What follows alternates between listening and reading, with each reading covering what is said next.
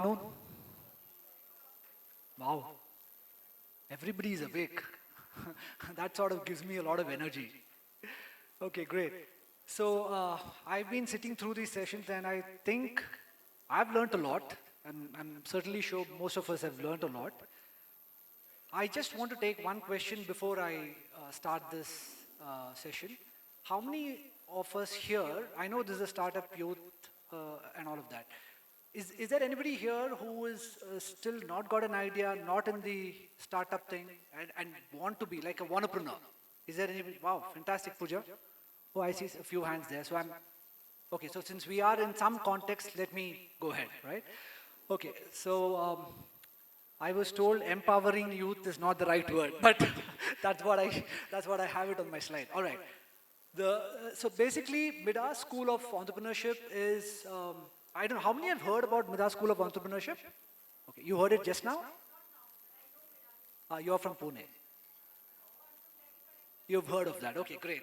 Okay, so Midas School of Entrepreneurship was started by Professor Parag Shah.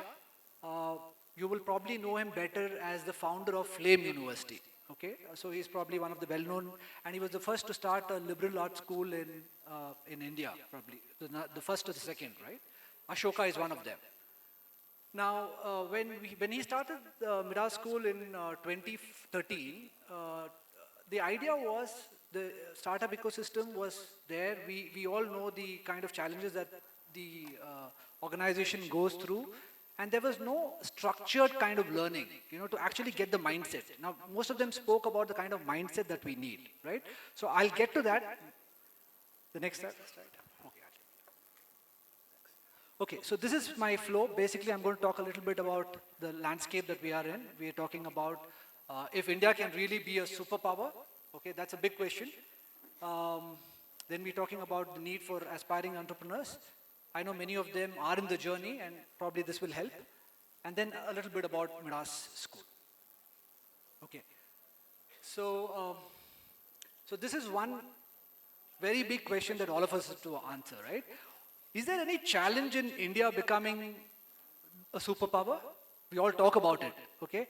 Any specific challenge that we foresee in the education domain or in the ecosystem, please? Clarity, okay, and how to get there. Okay, good. Skilled resources, absolutely. R&D, fantastic. We are all getting there. Anything else? I think most of, yeah, please.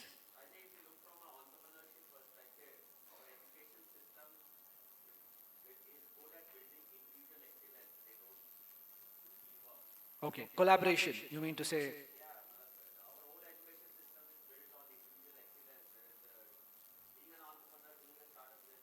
Is a team sport. Fantastic.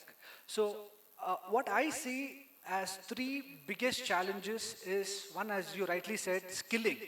Today, we all are aware of the fact about the job scenario in India, right? I mean, it's not just India, but globally. And as you rightly pointed out, the education system somewhere has not got it right to actually get, the academia and industry divide has grown overwide, right? I mean, we need the skilling in place for people who are to take the jobs in the industry. So that is one big gap that is present. The second thing that I see is, if you really want to be a superpower, there is no other way than sort of creating entrepreneurs and create them in a way that you can sort of build unicorns out of India, right? I mean, you rather switch the coin to being a job giver than a job seeker, right? So that's what we were talking about in terms of entrepreneurship. And the third thing is the demographic dividend. We noticed that China was something like this, probably the largest youth population 30 years back, right? And sort of they probably leveraged on it and they became probably the number 2, right, in India. Now we are exactly in the same cusp, and if we don't actually get the clarity, as he said, to move in that direction, fix up these two key things, besides other social equality and infrastructure and other stuff. But I think these two areas, in terms of an education per se, I think there is going to be a lot of challenge. As per PwC report, we are talking about 27 trillion by 2040. 47. Okay, we are at about 3 trillion at this moment, 4 trillion. So to get there, the only way you can do is to actually get the youth skilling and then of course create as many entrepreneurs as we can, give them a clarity. But the sad part here is 9 out of 10 companies fail. So when we talk to students and family-run businesses, we notice that they have more apprehension about the failure even before they actually venture into it. And which is quite natural because there is no proof to say, look, 9 out of 10 people are successful, so why can't you try it? The probability is reverse. So you need to have the right kind of mindset, and I think one of the panelists was mentioning that the entrepreneurial mindset should be actually given all through the school. Nothing like it. I mean, a wonderful idea, right? Because somewhere the creativity, which is probably at the top of the Bloom's taxonomy, it sits at the top. That is cut out during our schooling and college, and so sort of changed. So that's one area that we want to really focus on. Of course, I've already covered this, why we need to have entrepreneurs in place. A very deep desire for Midas is to actually get a program without textbooks, no exams, and zero placements. Obviously, we are not job seekers. We are training students for life and to be job givers. So these are 3 things that we want to stick with. So we have no textbooks, we have no placements, no assessment, no exams as such. The entire journey is put on an experiential mode where you have mentors and training, validating, because a lot of times we find out the startup founders, instead of focusing on what they're good at, they're actually trying to focus on a multiple thing. Of course, you will have to wear multiple hats. You're sometimes a salesperson in the morning, post-lunch you're hiring somebody, in the late evening you're doing something else. So you will be wearing that kind of hat, but we need some sort of a structured learning. And I think in the first 5 years, 9 out of 10 companies fail. And for a fact that the learning or the vision is lost, clarity is lost, or probably they don't know how to fail fast and pivot, right? So a lot of this learning has to be done from a ground up level, because we have been taught and we have been trained on a particular learning school of learning, right? I mean, we drive like that. But very few schools, except barring the IITs and probably the top premium schools, the kind of learning that we have is very traditional. Even today, I was talking to a student in our stall. He was saying, today we are learning what my dad learned in the 80s and 90s, right? I mean, that's a fact of life. And we're still teaching them something that is relevant. And startup thing is a very dynamic, as you rightly put it. You got to embrace the change and sort of get rolling. So that is something that we strongly believe in. Okay, and we believe that these skills are for a lifetime, which is why we strongly suggest this to be integrated in the schooling system itself. What has Midas done? I mean, we have been here for the last 11 years. We have been very selective in taking students, understanding, as gentleman mentioned, an assessment of the student to actually understand how well the student is. Is he fit for the entrepreneurial journey? That was a very, very important aspect. So we used to do a round of interview. We had mentors talking to them to actually get to know the student, whether he's able to be a good fit for this thing. And not everybody is cut out for entrepreneurship. Maybe not at your early stage. You can be an entrepreneur even at 40s and 50s, right? So the point here is we need to assess the candidate and then qualify them into the program so that the success rate, by the time we complete our program, at least I want to reverse the probability. Instead of say 9 failing out of 10, at least we have 9 or 7, 8 doing well after the program. All right, so we have had, and we have had about 250 entrepreneurs over the last 10, 11 years. They provided about 13,000 jobs and presently generate about a 2,200 crore business. Well, what is our goal? We are looking at something, something on these lines where if we can create about 110,000 entrepreneurs who can contribute to 1 million jobs and probably add to a 1% in GDP, we are good.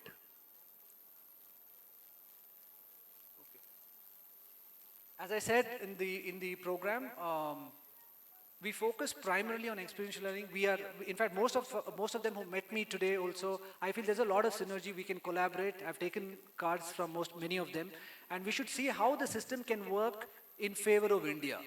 And there is no reason why India can, sort of stay back with the kind of ecosystem that we have. We are launching this on the first week of August. August and September, we have the first cohort. So the launch is on the 11th of July. That's when we open the office in the campus in Bangalore. I'm not getting into the details of the program because I think most of that is there on the website, a few testimonials and all of that. Any questions? Feel free to ask me.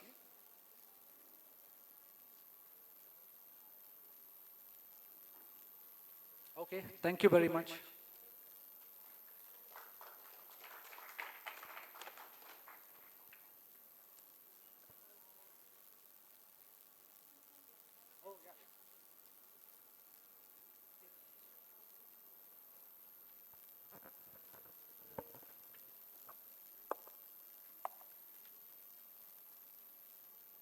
So thank you so much, Mr. Sanjay, for teaching us about Midas. And now I would like to call upon Ms. Pooja to felicitate him.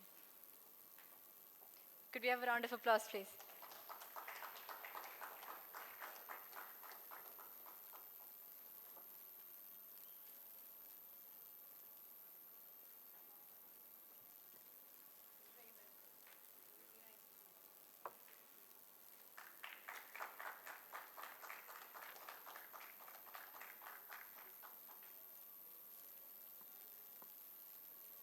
So now I would like to call upon Mr. Alpita Bala, who is a design generalist in Microsoft, and he will be talking about building collaborative teams.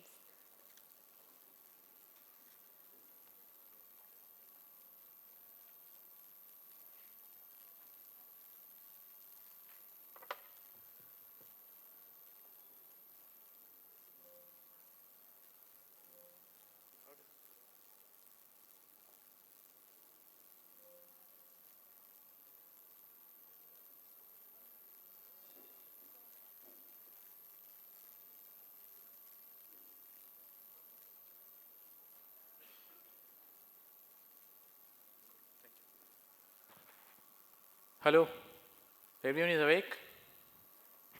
Hi. I see people at the back. Can they come in the front, please? Not interested? Please come, please come, please. Come on, please. Guys, please.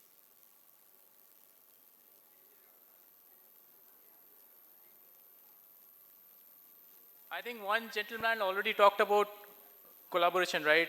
I'm going to touch upon that actually in my talk.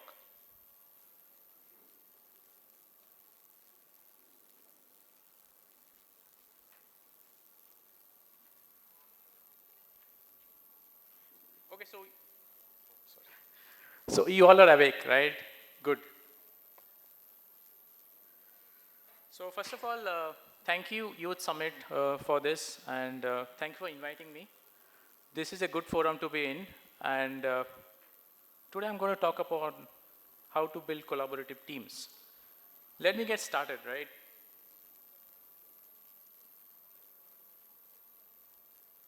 Okay, so I have an ice-breaking question for you, right, before I get started. What do you miss doing the most these days?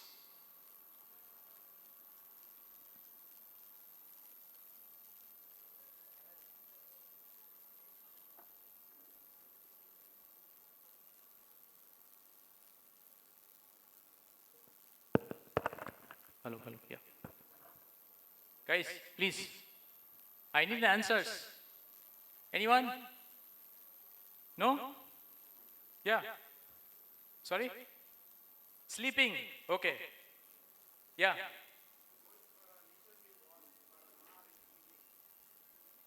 As usual, yes. Stress-free environment. That's a dream, right? Good, okay. I love playing with kids' toys. I do that actually, yes. Okay, so I'm going to show an image actually. This image is little masculine. You might have experienced this in your life. Have you seen something like this? Have you experienced this ever? Anyone? Yeah? Yeah? Okay. So these four people, they don't know each other, okay? But then they engage themselves with an interesting conversation. Hey, this meetup is amazing, man, right? And the other person says, seriously, man, I'm loving it. And the third person actually is quite inquisitive and he's saying, where do you all work, guys? And the fourth person says, I'm a freelancer. ऐसा meetup तो हर महीना होना चाहिए, right? Isn't it? Cool. And then there's another image here where three girls in a restroom. Anybody experienced this kind of a scenario? You don't know each other actually, right? No? Okay, cool. So this lady is coming and asking like, can I borrow your coat because my ex-boyfriend actually is here and I want to hide from her, right? And the other person is like, okay, really, why do you need a coat actually, right? And look at the other lady. She is saying, oh, Sam, so Sam is free. I can stalk him now. So what is the purpose of this? Human interaction creates creativity, right? It generates creativity, correct? And I think meaningful conversations sometimes are formed in the restrooms. Do you agree or not? Have this happened before in your life?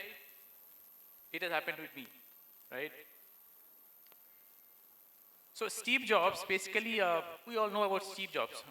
And he said in Pixar Studios, while he was building Pixar Studios, he said he wants to have only 2 bathrooms in the entire studio. One for the gents, one for the ladies, right? Because he wanted to improve the collaboration of the entire studio, people who are working in the studios. He said that even if people feel inconvenient to walk down to the restroom, it's fine, I don't mind.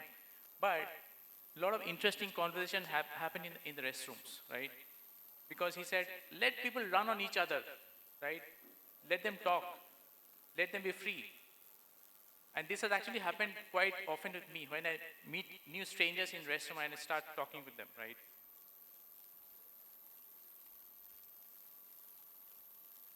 Okay, so this is me.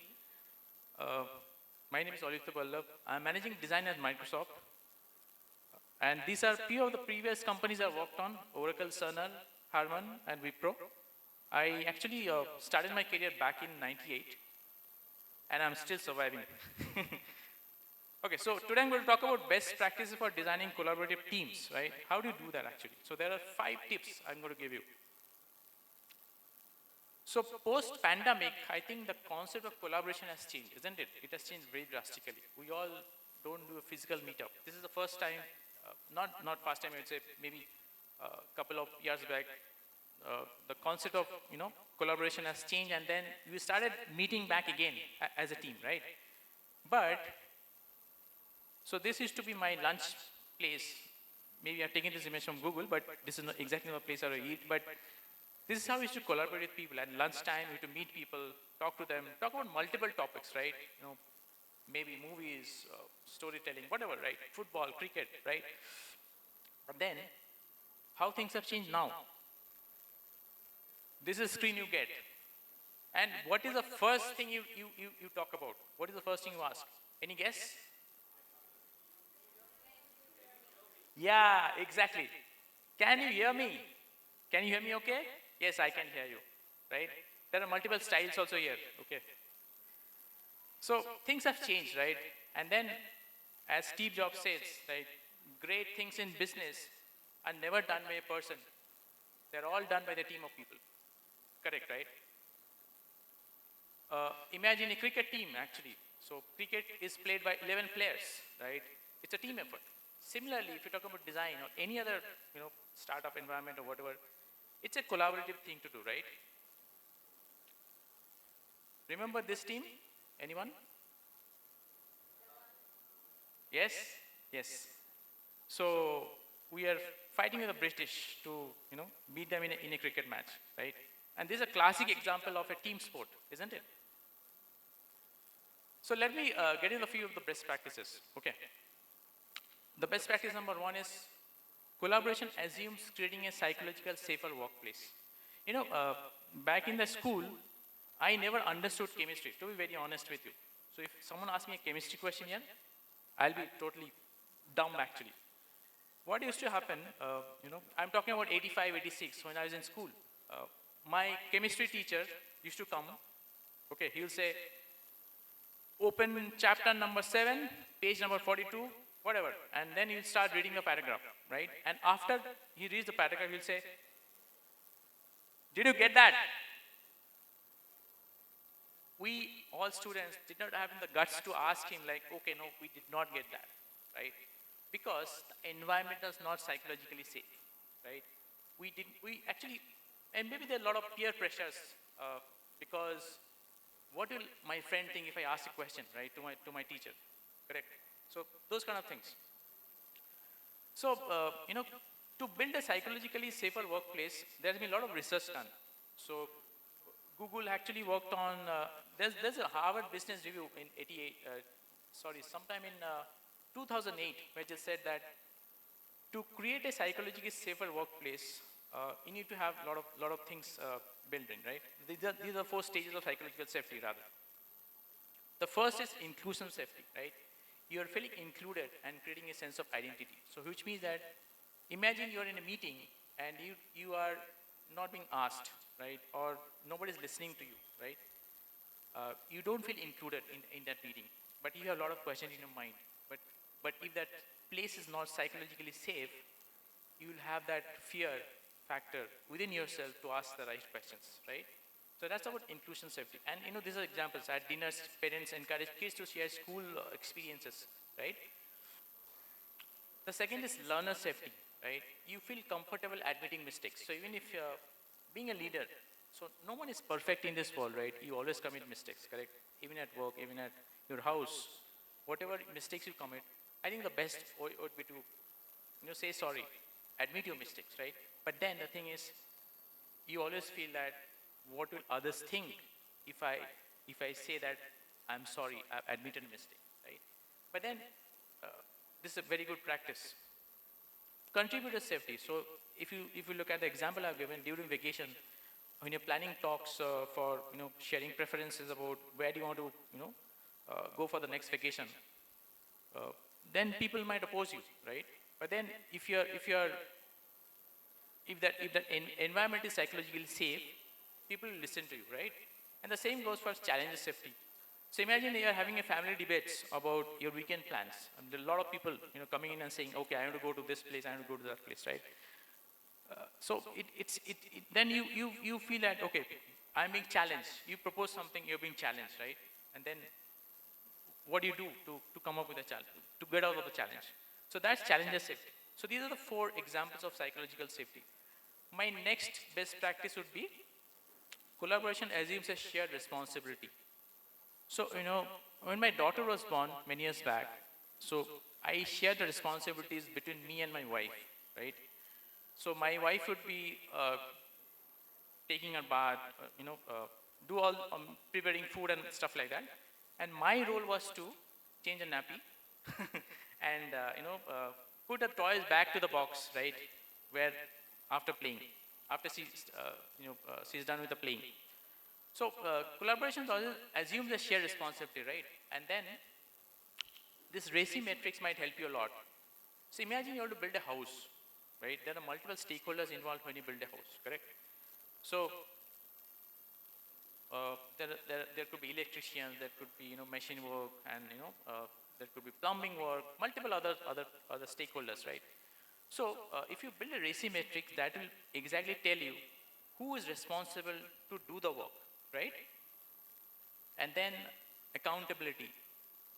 Someone is delegating the work to someone else, right? Who is accountable in that specific environment, right? And then consulted.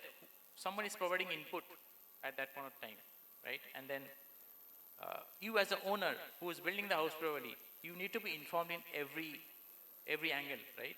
So that everything works well, correct? So this is about the next best practice.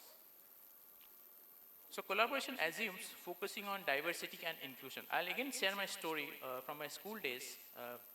Back in the days when I was probably studying in class 5 standard, uh, one of my, today she's a friend of mine, but then back then she was not. So one new joinee came in the middle of the session. So she was not feeling comfortable actually, because nobody is talking to her, right? She was not feeling included in that entire school setup. So she started feeling lonely, and then people are not very willing to talk to her. But then what happened? One of my friend actually started speaking to her, and then we found out that she's great in maths, right? And then we started engaging with her on maths tutorials. So collaboration also assumes building on diversity and inclusion. So at Microsoft, we focus on this core principle DNI, right? So we always try to build an inclusive community. Even at meetings, you always ask the right questions, and you expect people to ask questions for us. Without any question, a meeting is never complete, right? And we always mentor people, as somebody also mentioned about growth mindset. So you believe in learn it all, not know it all, right? We always try to learn new things, especially if we talk about AI as a technology. There are a lot of designers in the community who doesn't know about AI, right? But then if you get a good mentorship, they will know about it, correct? And you also practice inclusive hiring. We expect people to come from different culture, different parts of the world. And if you ask about my team, so I cut across 3 different time zones: US, Prague, and India, right? So there are people across the different geographies in my team whom I work with on a day-to-day basis, right? So that's about focusing on your DNI core priorities. There could be multiple others I've not listed out, but these are something you can always practice, to better collaborate or build a collaborative culture in your teams, right? The first one is, okay, does this picture remind you of any movie? Yes, correct, thank you. Laksh, yes. So collaboration also assumes setting up clear goals and objectives, isn't it? And this is a very important part as well. So this is a very simple technique of SMART goals, where there are 5 areas: specific, measurable, achievable, relevant, and time bound, right? So specific talks about what do I want to accomplish as a person, right? So that's very important. Now, even if I want to accomplish something, is it measurable? Can I measure that? Let's say, imagine I want to be better at AI. AI is a technology. What do you want to do? But how do I measure that, right? Maybe I can say I want to take a few trainings, right? And then, is it achievable? Do you have the resources and time to achieve that goal? Do you have budget allocated for your team to take up those trainings, right? And again, the next point is relevant, right? Does the goal align with your team's organization, right? Do you think, is it important to learn AI, or can you just let it go? And the 5th is time bound. Do you have time? So if there's a project in hand where we need to consult on AI technologies, do you have the deadline? Do you have the deadline, or to accomplish that goal, right? And coming to the last best practice, this is about collaboration assumes active listening, right? So imagine you are in a deep trouble. So, or you want to talk to your manager, but if a manager doesn't listen to you, he doesn't spend enough time with you, he or she, whoever, then you feel that, okay, where am I landed, correct? So be an active listener. There are 5 areas where I want to focus on. So give full attention when you talk to your teammates, or even anyone for that matter. So I kind of keep this as a practice whenever, I normally work on Microsoft Teams. So whenever I'm in a meeting, I always keep getting pinged by someone else in the background. I try to eliminate that by focusing only on my meetings. And you can always ask for more details about, there are multiple scenarios which comes up when, people are in trouble about any project or any, challenges apart from their work or in their life. So they ask me a lot of questions about that. And I also try to observe non-verbal clues. So non-verbal clues, I actually, make a mandate of asking people to come to work so that, we can do a face-to-face collaboration, not like using Teams or is any online channel for that matter, right? And I also offer feedback when appropriate, correct? So these are 5 ways you can be a better listener. So what you have learned today, I'm probably in the last part of the slide, psychologically safer workplace, shared responsibility, focus on diversity and inclusion, set up clear goals and objectives, and active listening, right? So I want to share some of the collaboration stories from the corporates. So Google 20% time rule, they expect that 20% of their workers, not 20% of the workers, 20% time actually for every worker to be focusing on other projects, because that way you can build collaboration with different teams, right? So you can also understand what's happening in other parts of the ecosystem, right? So that's one example. The second example, Amazon's 2 pizza rule collaboration. So keep your team very focused and small, so that there are too many cooks in the kitchen might spoil the food, right? So they want to have a very focused team, and so they are saying 2 pizza would be enough to suffice to to eat, right, for that small team. And the third is again from Pixar's brain trust meeting, where they said that they call all important people to share ideas and make better strategic decisions. Okay, so any questions, guys? No questions? Are you all good? Yeah, you have one? Yeah.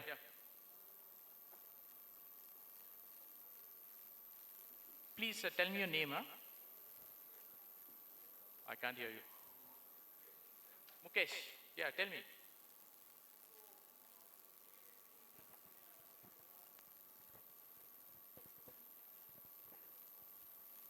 So when we start a team to make a project and such, after a long run, they don't have the same driving force to work within the team. So how to avoid it or how to tackle that situation? Sorry, can you come in, please? I missed the first part, actually. So when we create a team to do a project or some task, in the long run, like 2 to 3 months, they get bored of it, or they don't have the same driving force what they used to be when it started. So how to tackle it, or how to avoid those things?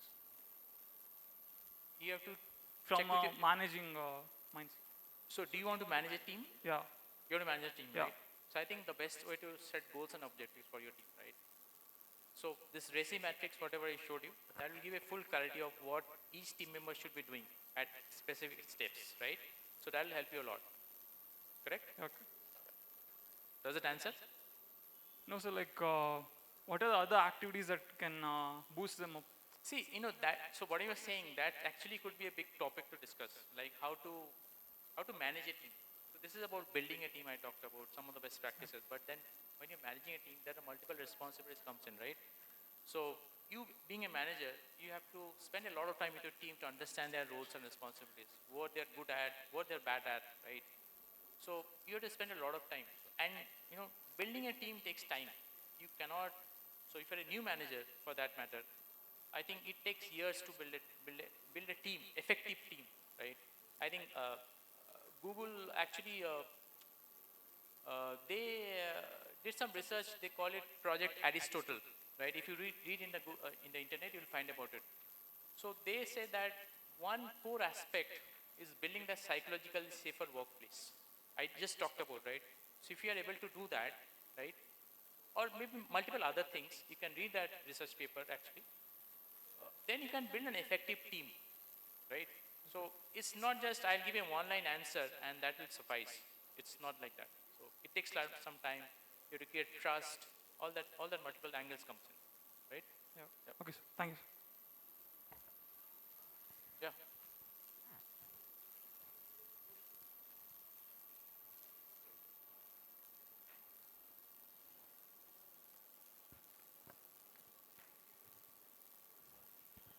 Yeah, so my name is Your Darshan. name?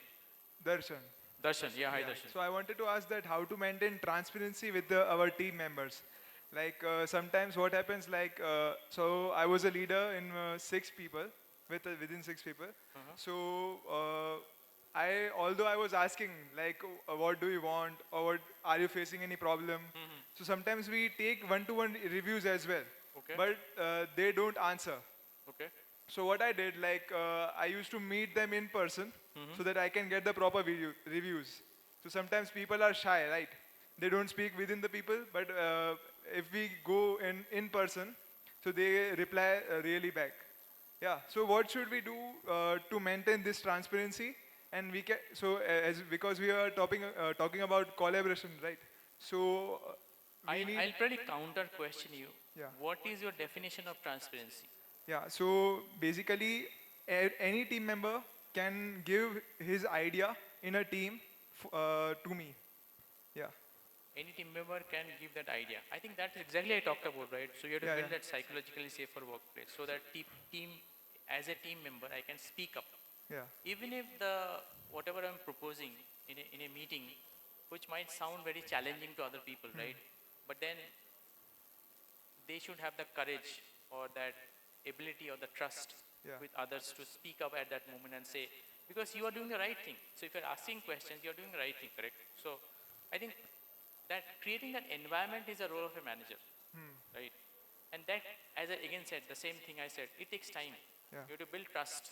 You have to know your people, know their strengths, their weaknesses, and then finally you'll be able to build a good team. yeah. right? So these psychological constraints would be. Absolutely, Yeah, absolutely. okay. And also one more thing is transparency is something, not every information can be shared with your team. Yeah, right? correct. If someone from your team is getting promoted, you cannot share that information with every team, right? Yeah. Right? Maybe you as a manager need to work in the background to do that happen. Yeah. Right? You cannot share that, okay, this person is getting promoted, I want to share with you. No, you cannot do that, correct? Yeah, So these kind of things actually matters a lot. yeah. Thank right? you. Does that help? Yeah. Cool, thank you.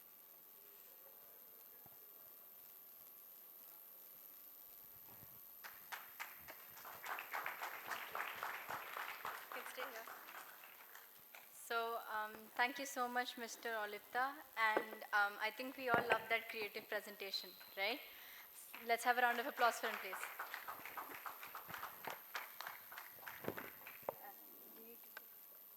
You can keep it. Okay.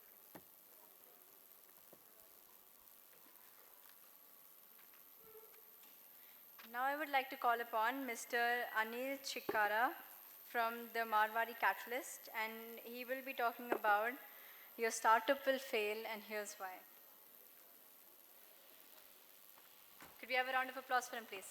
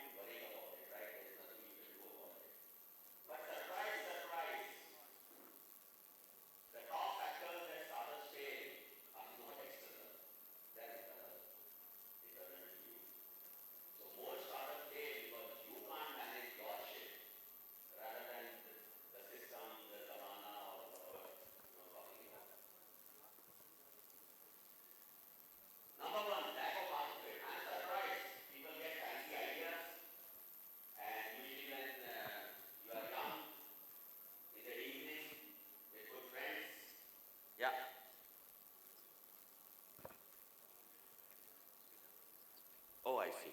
Okay. Oh. ठीक है, ठीक है. शुरू से.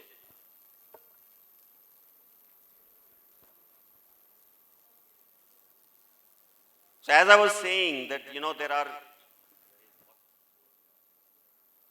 तो थोड़ा कम कर देना है. मेन natural भी थोड़ी ज़्यादा है गलती से.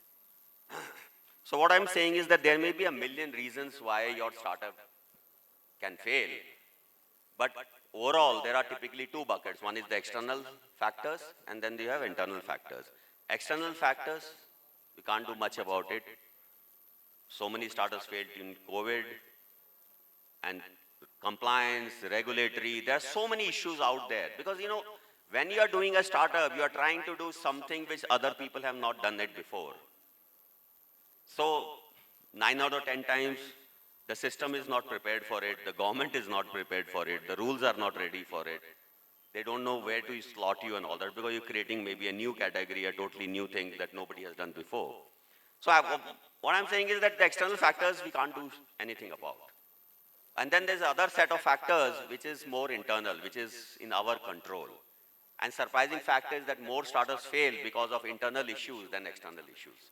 So all I say to guys is that look at this, at least that you can work on, right?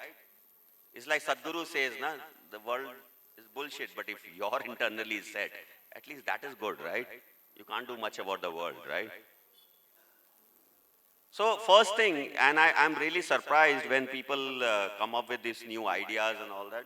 So you're sitting in the evening with good friends and enjoying, let me put it that way. And obviously everybody gets an idea. And the fact of that is every time a startup gets funded or gets acquired and all that, all over India or all over the world, wherever it happens, you have these kind of guys saying, याद है तेरे को?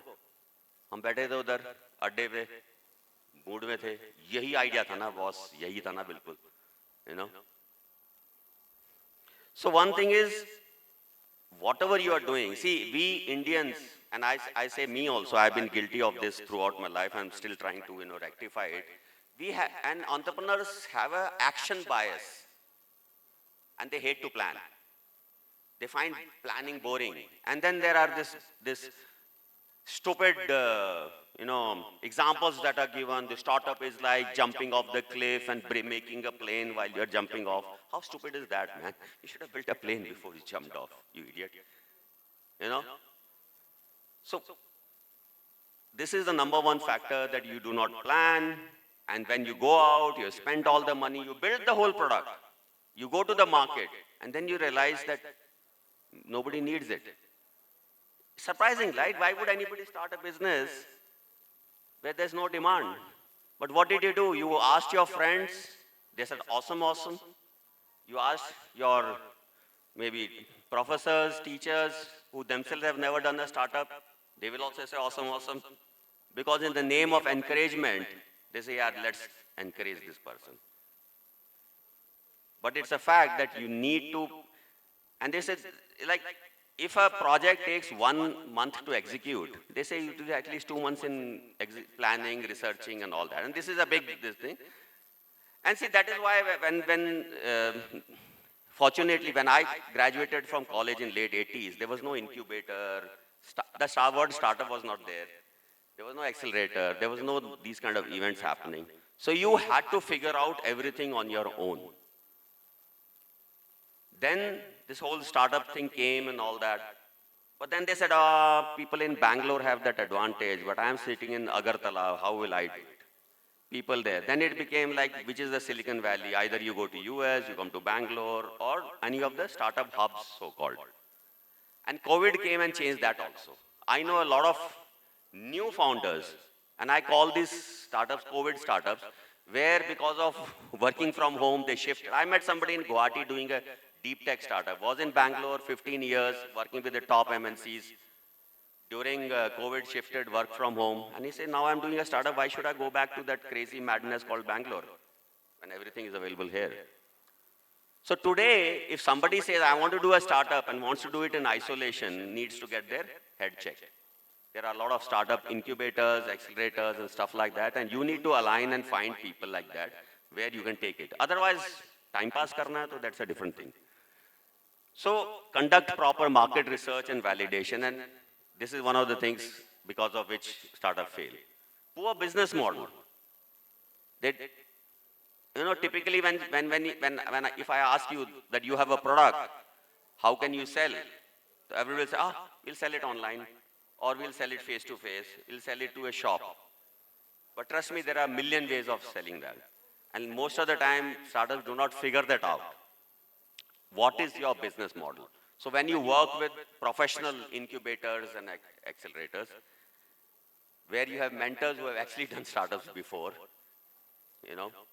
because I'm sure if you want to learn swimming, you will not learn it from somebody who has not swam before, right? Or if you want to fly a plane, you will learn from somebody who's actually flown a plane. But unfortunately, in our ecosystem, it's very glamorous to be a mentor, and you will. So never take advice on entrepreneurship from somebody who's not done it before. That kind of thing.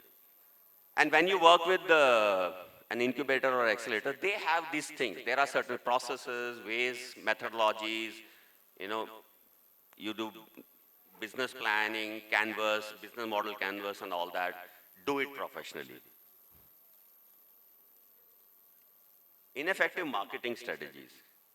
Because how do you go and sell? And the biggest challenge happens when you have a product or a service that can actually be used by everybody. So, and I've seen a lot of first-time entrepreneurs feel very happy about it. Ki, boss, this product can be used by a 10-year-old and an 80-year-old. I'm like, you are doomed. Because the more it is wide, the difficult it is for you to say, ki, kisko bechu? And see, the good thing about India is it has a huge market for low-price products. It has a huge market for middle-class products. It has a huge market for top products also. So fortunately, you're sitting in a market which has all the options. Trust me, there are countries where you cannot. But we have that spectrum. So you need to find that proper place, it's like, defining your customer. Who's your customer? Because unless you have defined it very sharply, like and we are working with a startup, in a healthcare startup in IVF. I don't know how many know it. And I was shocked actually, that's a huge market in young people because of stress apparently there's a challenge. And we said, define your customer. And you know how they defined it? A couple, 25 to 40-year-old, have a car, at least one of them has a professional degree, both are working. And this is how kind of you define. Because once you have defined your customer, it becomes easy to sell. Then the next logical question is, okay, I know, where do I find these kind of people?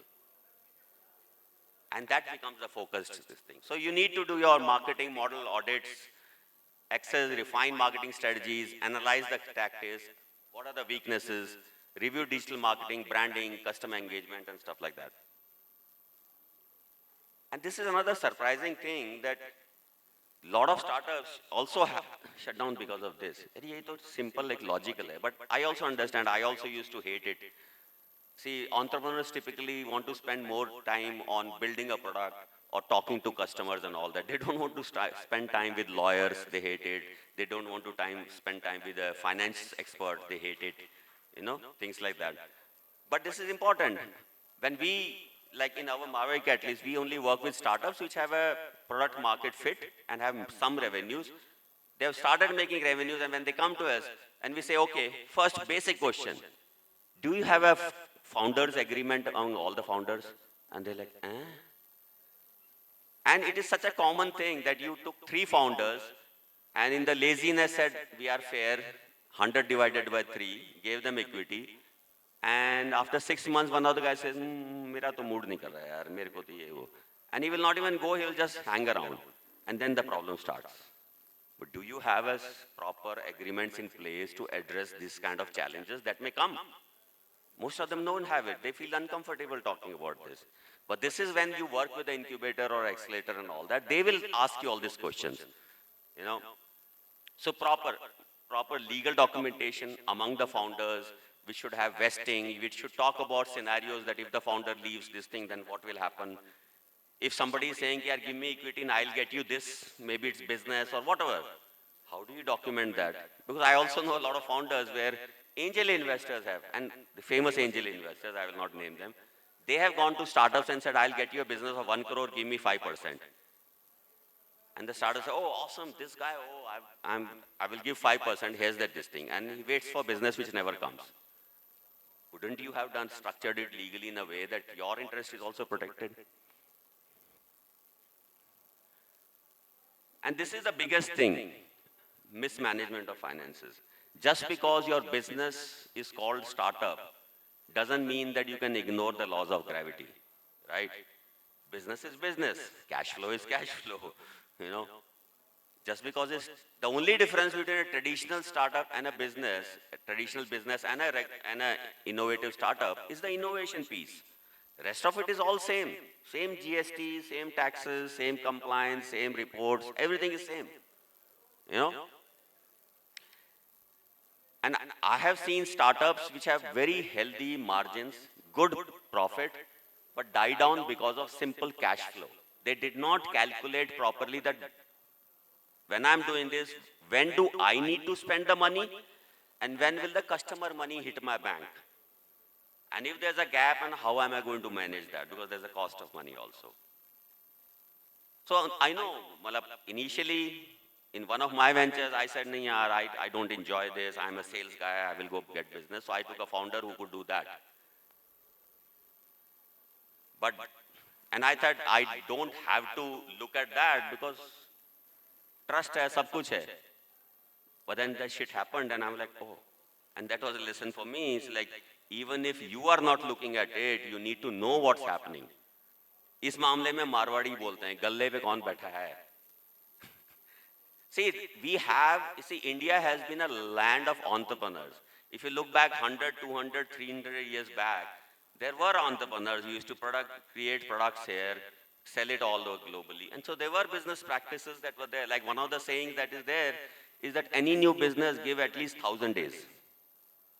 Why is it said that? Because then you are saying, okay, startup is not that I am now stuck for life.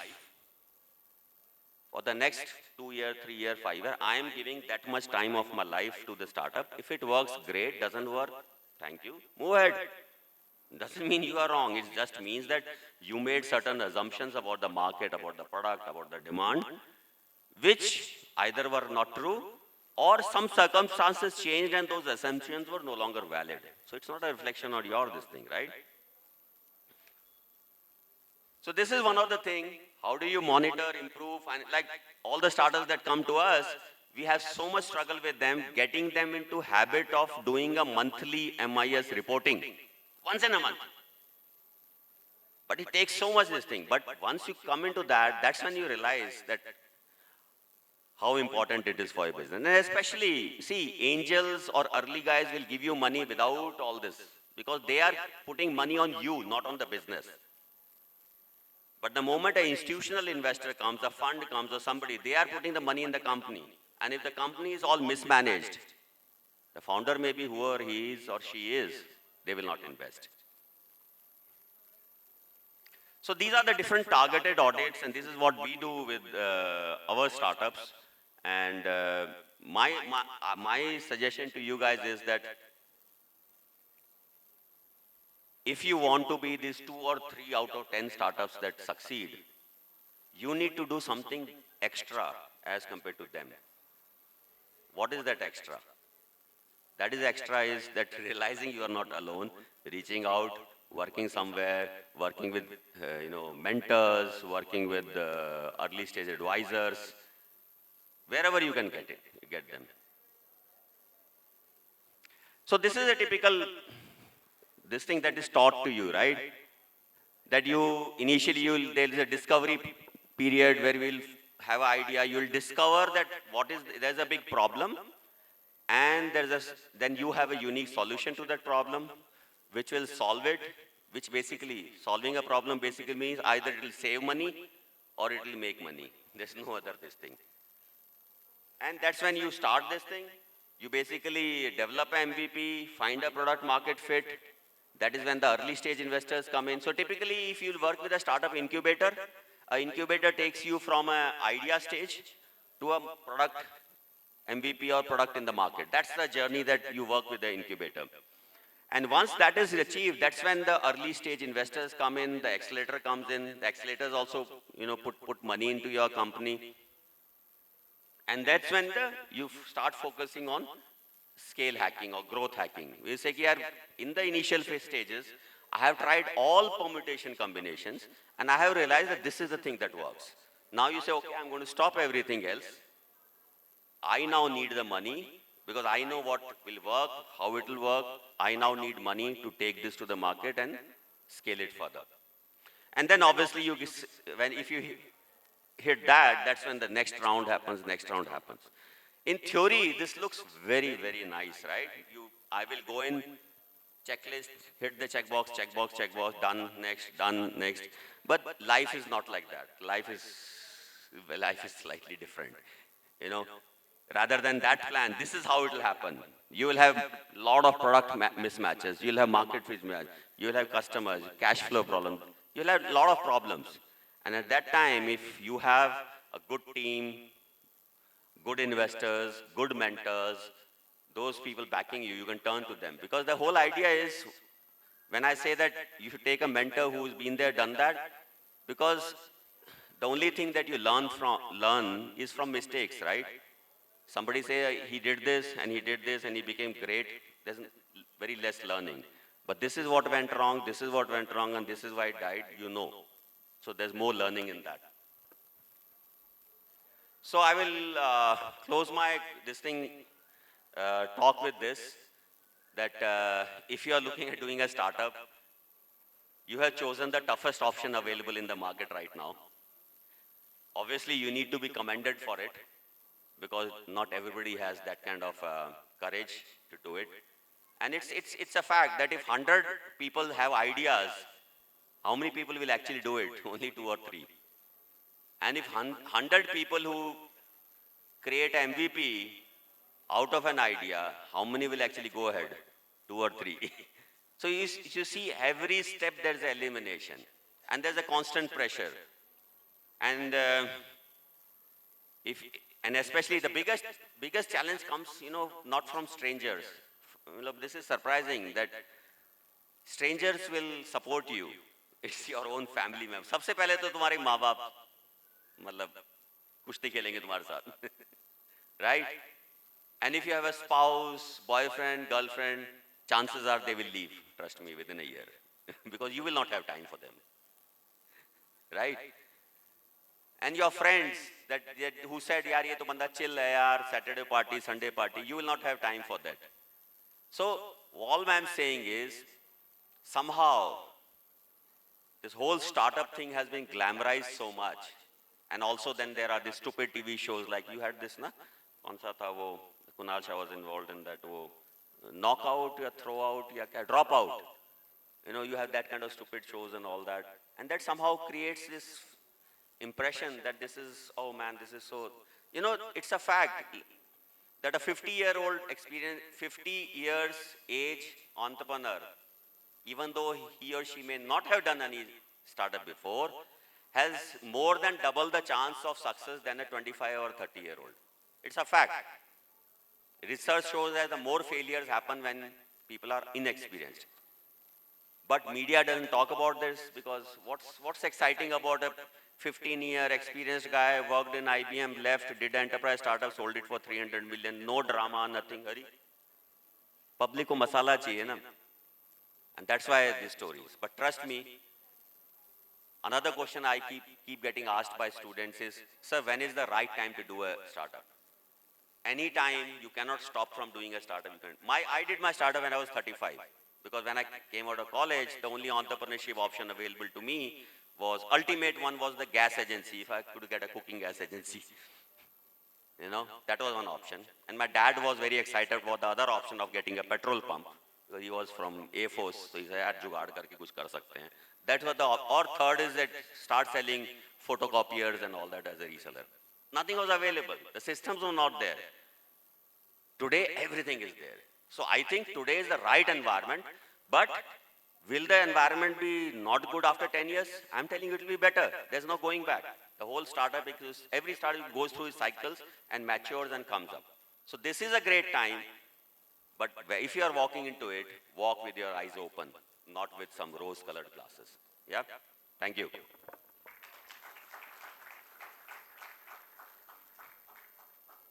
Stay here, we'll have a felicitation for you. So, thank you, Mr. Anil. I think we all like that presentation and it prepared us for what's coming. And I would like Mr. Farooq and Ms. Divya to felicitate him with our token of honor. Can we please have a big round of applause?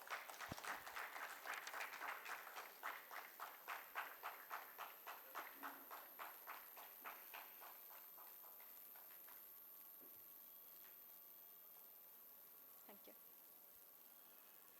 Now I would like to call upon Mr. Srinivas Rajamanuri from FNA, who is an FNA practice leader in TCS, and he'll be talking about the art of balancing work and life. Can we please have a round of applause for him?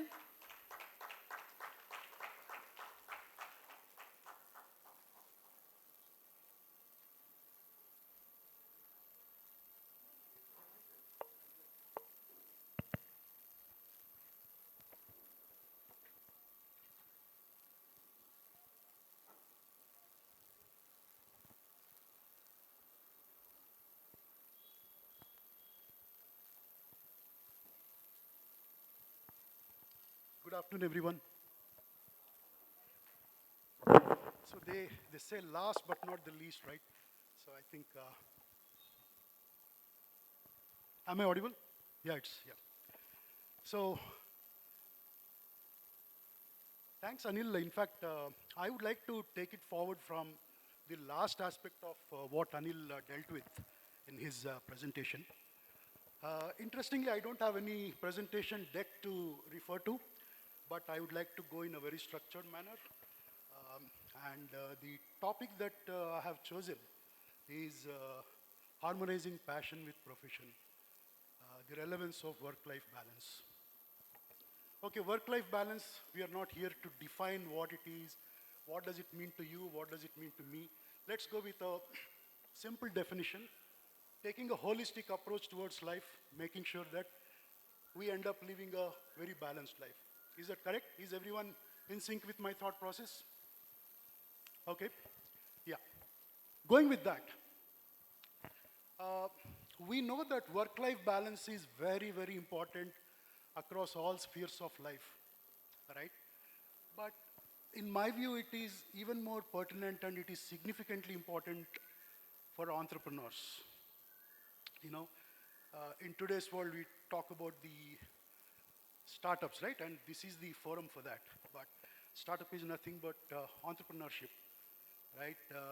Tata Group, which I am part of, I've been part of for the past close to 10 years, was also a startup about 130 years ago, right? Today it's a $382 billion conglomerate, right? It's all about how we view things, right? So therefore, coming back to this topic, it is extremely important that we have a very healthy balance between work life and professional life, right? There are viewpoints, you know, if you have observed in the recent past, some of the industry leaders advocating about 90 hours a week or 120 hours a week. Respect their thought process. I have 30 plus years of work experience myself in the corporate industry. First 20 years, I too have led my work life, you know, 80% of my life was oriented towards work. Very little or less time towards other things like family, well-being, or pursuing my passions, right? But for the past 15 years, it's been completely different. And you might think, what is this guy who spent all his life in corporate as an employee coming here, standing here and talking about startups, you know, what advice or input do I have for you?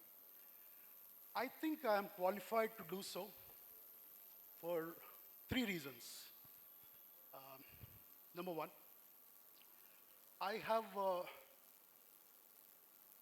had a very close and long association with a few professionals, co-professionals, who actually transformed from employees to, startup entrepreneurs. And they continue to be for the past 5-6 years. Towards the end of it, I will also quote what they are. One of them is actually on the path of becoming a unicorn as well, right? That's number one. Number two, in fact, that's the main thing. And in fact, I continue to be in touch with them almost on a daily basis. One of them happens to be my tennis mate, by the way. This is going to be one of the reference points that I would like to share with all of you in the context of work-life balance. Okay? So, with this background, I have actually observed 3 or 4 traits that are actually acting as driving success factors for these entrepreneurs. The 3 different set of people that I have spoken about, one of them I have been in regular association for the past 15 plus years. As I told you, has been my tennis mate as well. Number one,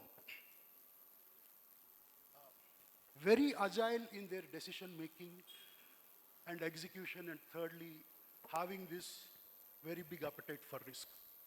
That's number one, right? Number two, adaptability. What is this adaptability? Basically, it's an ever-changing, dynamic world, right?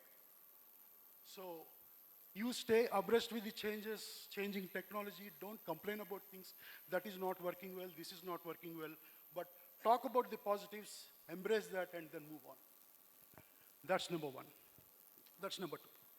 Number three, have that humility factor to own up,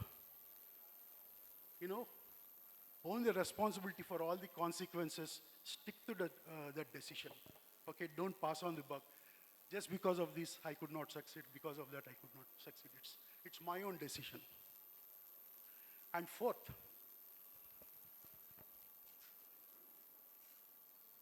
how would I put it?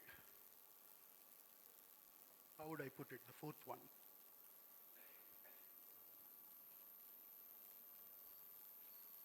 I will make a reference of that a little later. So, what is actually making them really successful? The work-life balance, what I told.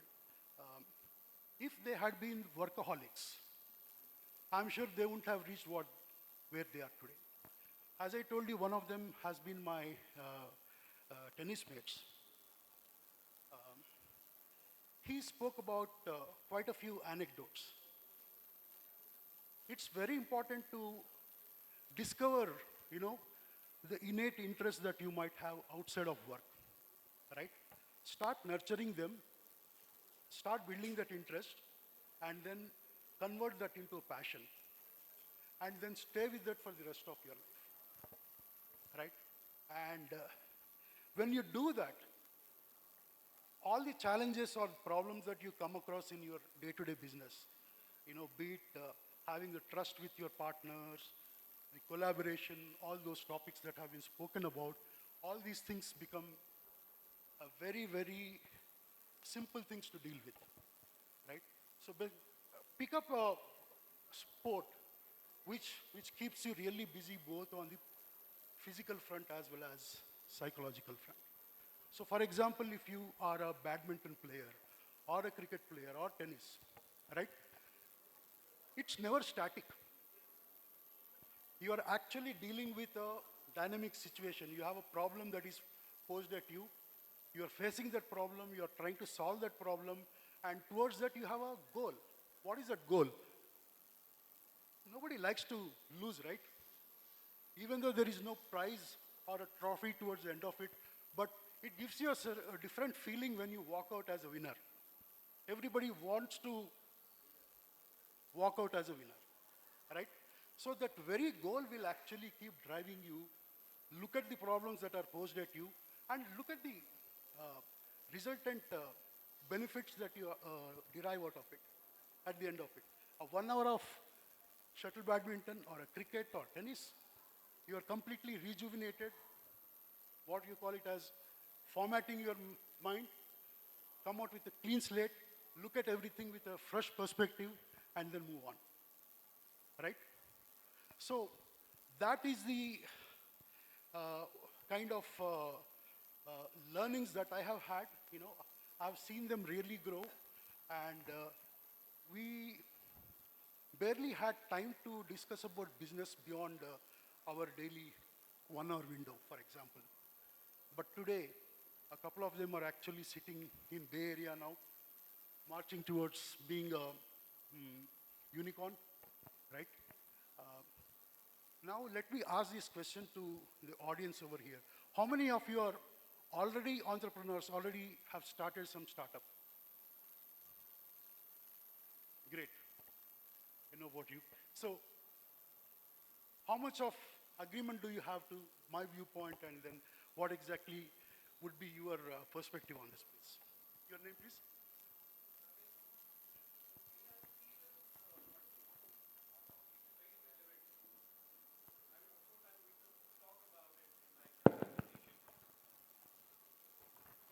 I think to I think striking a work-life balance, what you have spoken about, is very relevant for the entrepreneurs, because I have already faced, I have experienced, I have burnt a midnight oil to work on the website, what content will go on my portal, what kind of offerings I would have, what kind of tech I'm going to talk about. So everything, an entrepreneur will have to think from all possible sides. As the last speaker spoke about, that an entrepreneur needs to wear different hats. So maybe in the morning you are hiring somebody, in the afternoon you're talking about finance, and in the evening you're doing something else. So it's absolutely imperative to hit the ground wherein you are absolutely balanced and you love yourself enough so your glass is still full before you give anything to others. Absolutely. Very well said. In fact, that actually brings me back to that point that I wanted to stress upon. One of the very important aspects that these entrepreneurs keep talking about is that recognize the fact that failure is an integral part of this whole game. Don't be afraid of it. Don't be scared to face it. Embrace it. However, you must show that tenacity and perseverance to keep working towards that goal. So, and initially I used to be kind of skeptical, right? So fair enough, you know, we have been friends for the past 15, 20 years. We have been fairly regular in meeting outside of the working hours, either at a shuttle court or tennis court, right? But how is he able to relate this situation with what he's facing in his professional life? I keep doing that, you know, with regard to my day-to-day office-related struggles. But they're all quite surmountable, right? So definitely, yes, you know, this particular part, that failure is an integral part of your startup ecosystem. I think my previous presenter has also spoken, you know, that the entire topic itself was all about failure, right? So this is what is that I wanted to share. In case there are any questions, I'll be more than happy to talk about some of the anecdotal references. And also, as I told you, those three names are referenceable. I can also talk about the names of those organizations if required. Otherwise, I'm fine. Yes, please.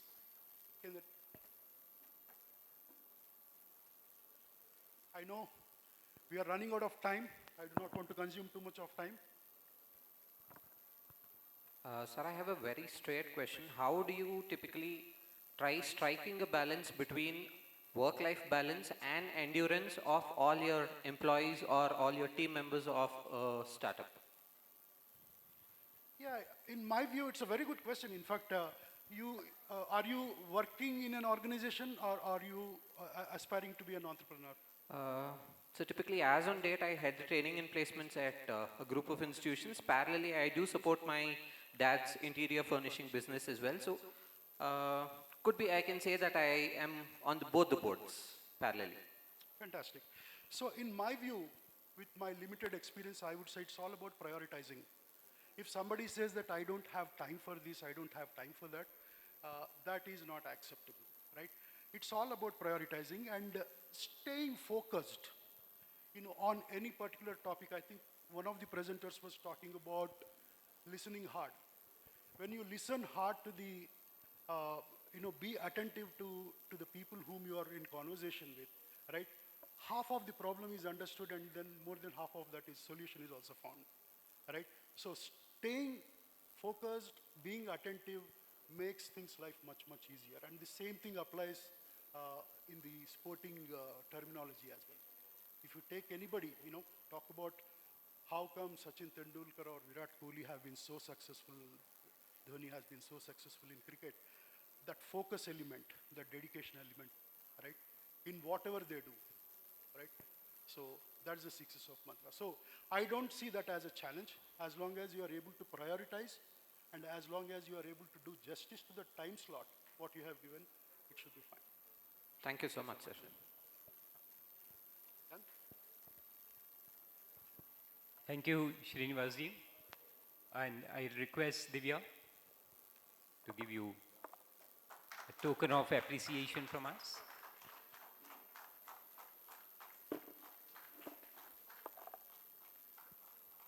Thank you very much.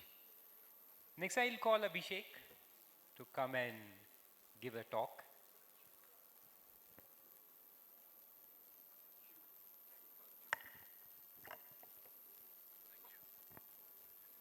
Good evening, everyone.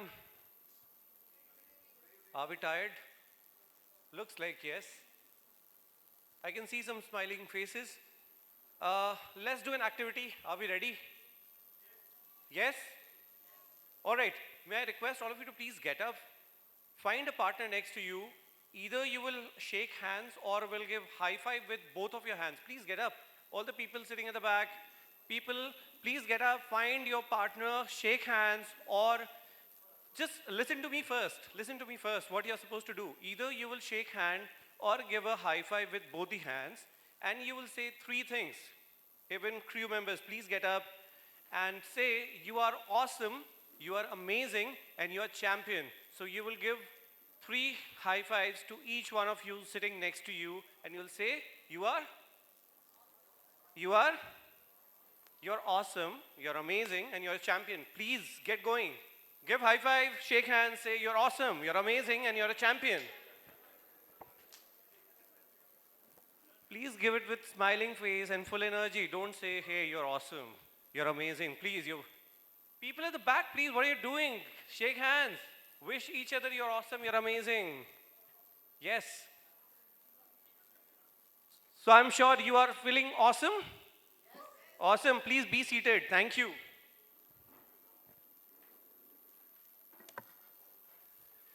All right. So my name is Abhishek. I bring 16 years of experience in space of HR, people development. I'm a practicing coach, and I'm heading L&D for one of the IT consulting firms in Bangalore called The Scalers. We have spoken, I think, almost about everything, all possible sides of entrepreneurship and the journey, what it takes. Climbing a tree, I'll help you climb the tree. So of course, we are all here to know about how to start, how to scale, and how to sustain the entire journey. I want to start with this quote. It says, Apo Deepo Bhava, be your own lamp, said by Lord Buddha. Can anyone tell me what does it mean? Okay, by the way, I'll be asking, I am not going to speak all alone. I would include you as well. Are you all ready? Okay, so please, volunteers, please be ready to run. Pass on the mic, whoever wants to speak. Okay, who will tell me what does it mean?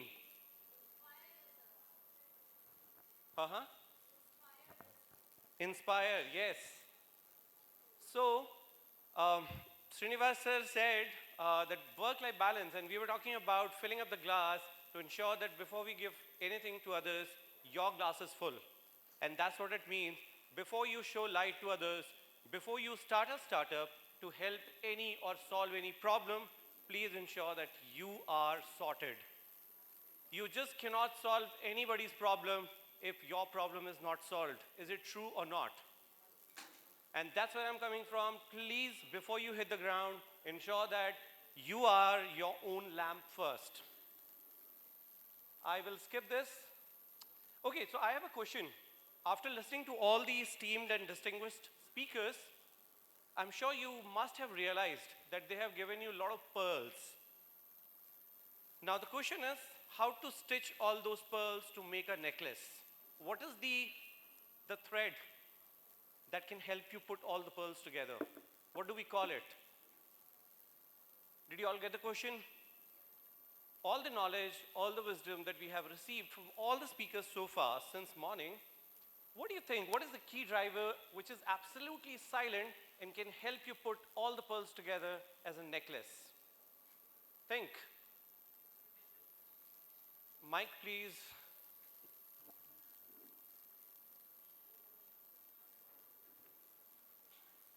And you'll have to tell me the answer. You'll have to give, sure, okay, here, and you said something, right? Implementation. Implementation, okay, okay. Keep thinking, keep thinking. I would invite everybody to think aloud. Knowledge and experience, awesome. He wanted to say something. Action, implementation, okay, all good. Thank you, give a high five. Thank you, I will give a high five to you. I will give a high five to you. Thank you, we call it resilience. Thank you. Thank you. Can you just tell me why resilience? Why did you choose this term? Because the one you showed that the journey will not be smooth. It will have ups and downs. You have to not back down in the whole path to your destination. Thank you. Yes, and it takes a lot of resilience to come back, bounce back. And yes, you guessed it absolutely right. It is called resilience, to bounce back. Unfortunately, in our academic system, we have not been taught how to face failure. Yes or no? Everywhere we talk about achieve this, get this percentile, score this, get there, and we have not been prepared how to face failures, how to face or accept the setbacks. And that's where this thread will help you to put all the pearls together to make it a necklace. It's resilience. So resilience is all about bouncing back, and it's all about accepting your new reality, even if it's less good than the one that you had earlier. You can fight it, you can do nothing, you can scream about what you have lost, or you can accept that, try to put everything that you already have now. Can you just tell me in this beautiful quote said by Elizabeth, what is the key which will help you achieve resilience?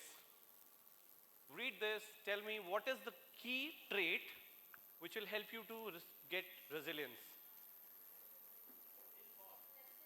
Acceptance, who said that? Thank you, high five to you. It's acceptance. As an entrepreneur, you start something and you fall flat.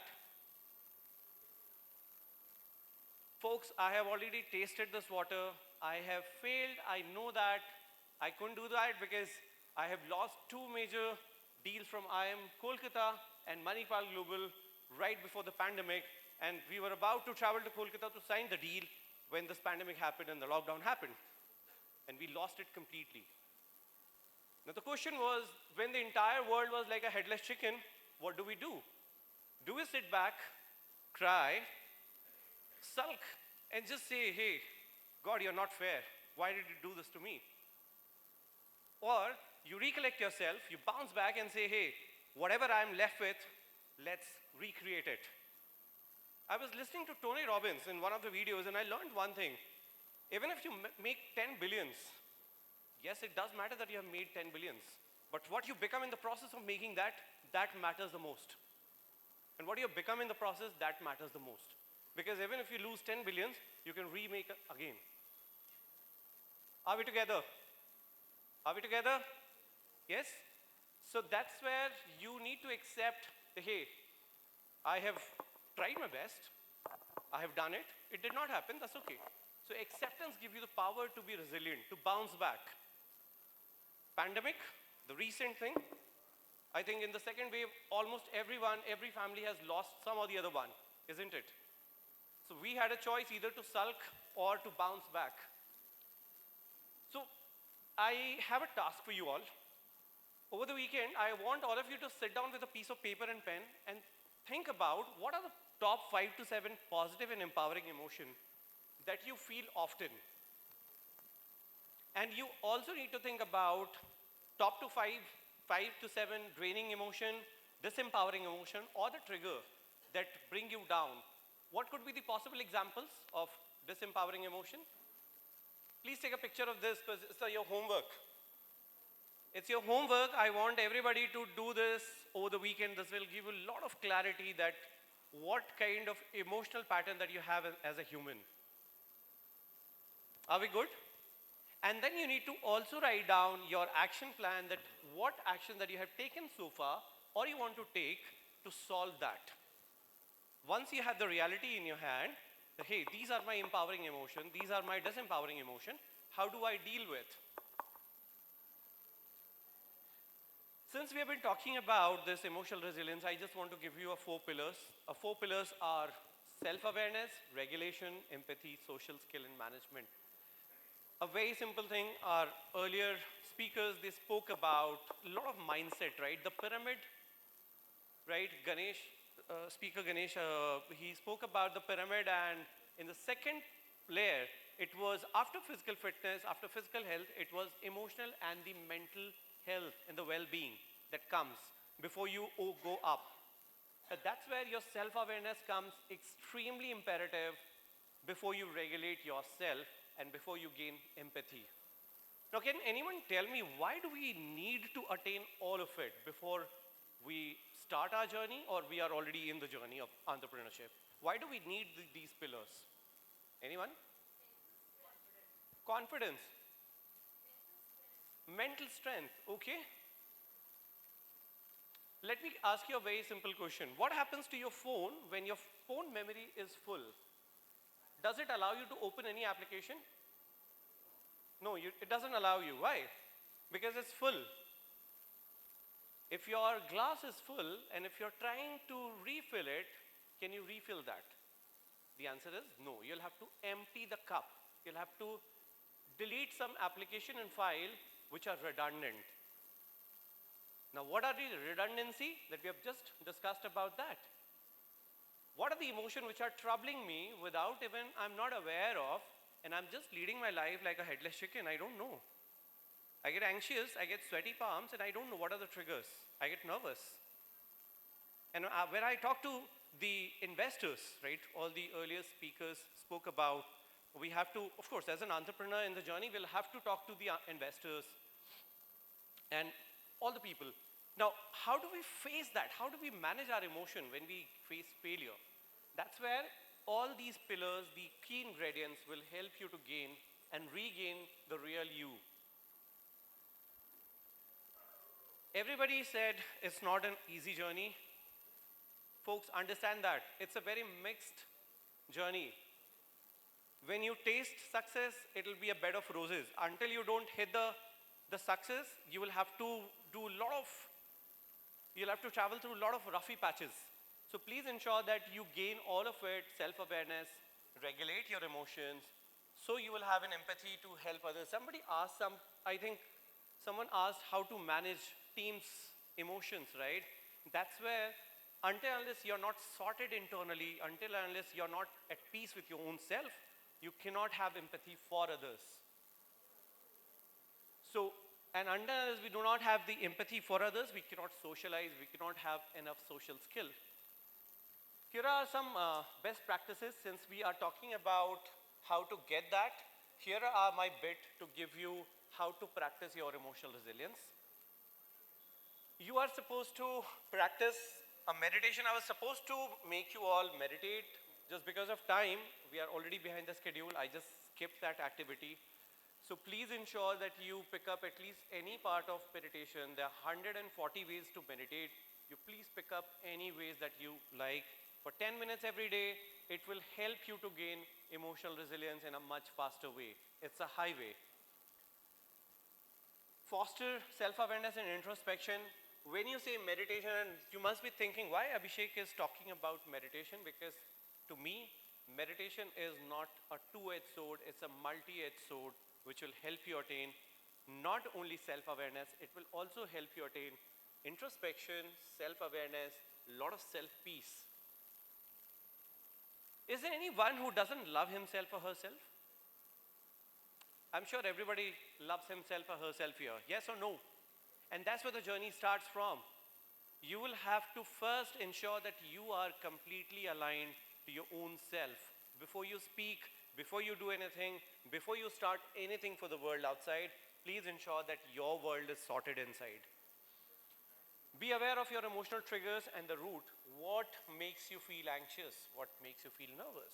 What makes you feel, say, underconfident or overconfident? So please understand what emotions are there which are troubling you, which are not helping you anyway. Please write it down. Write down the triggers, write down the actions. Are we good so far? Set boundaries. Please ensure you should learn how to say no in a polite way. You're not here to please everyone. If you please everyone, believe me, that's not the right style. And at the end of the day, you will lose your own identity. So, and please offer your deaf ears whenever and wherever required.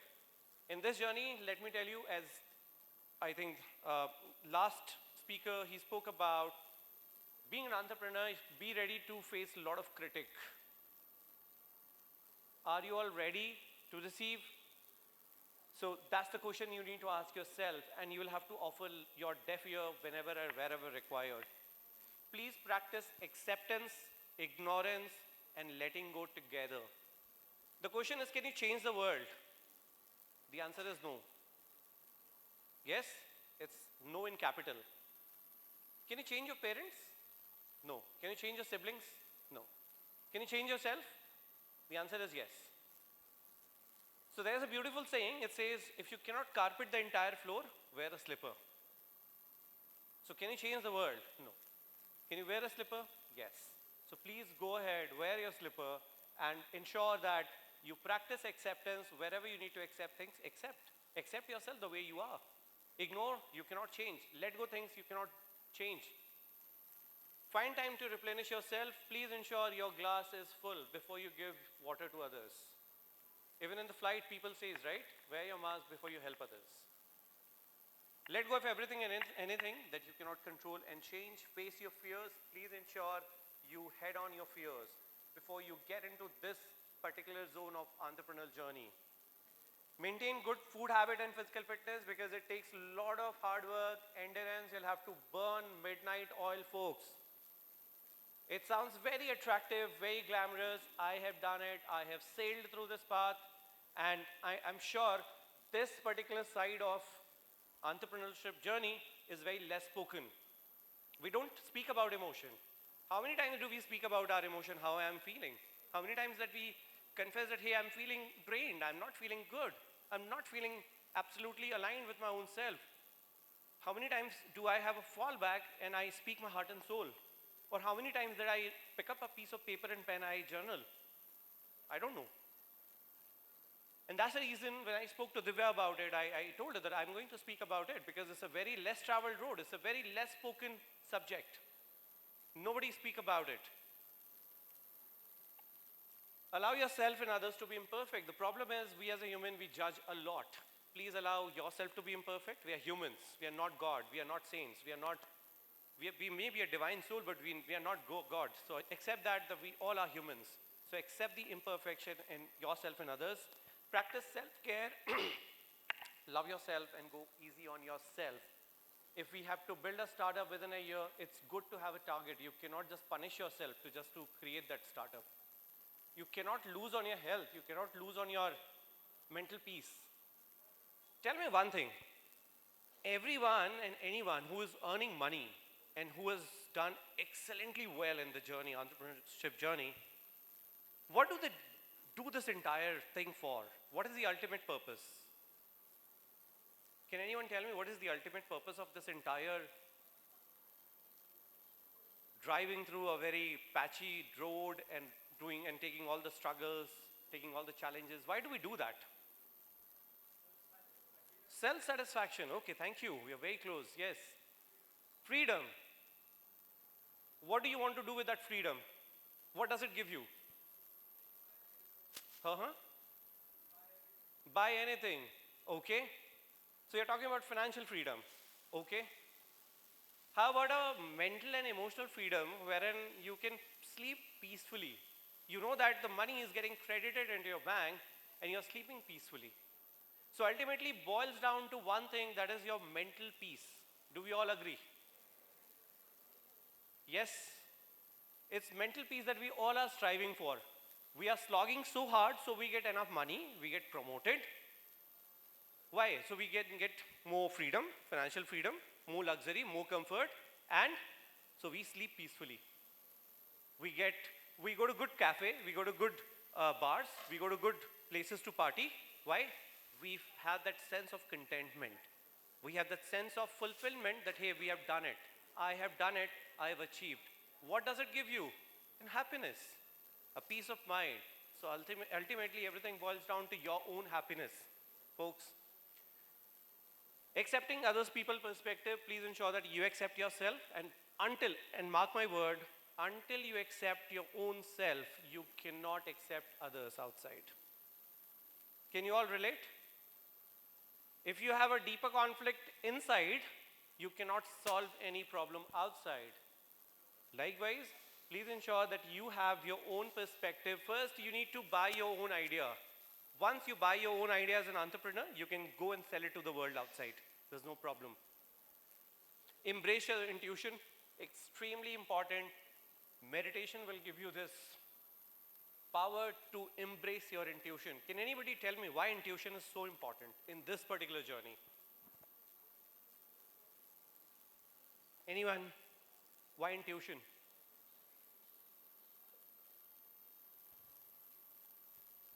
Intuition will give you, before you speak to any of the stakeholders outside, it will give you a feeling it will work or it will not work. The gut feeling, we call it normally, the sixth sense, that's where I'm coming from. Practice self-discipline, and please keep your expectation in check for yourself and others. If we are setting a bar to, set a startup for, say, I will achieve 10 CR in 1 year, not very sure. Where have you placed your bar? So please ensure that you're very realistic, very practical, and you're setting the bar accordingly. So with this, I conclude my presentation. Thank you. Any question for me?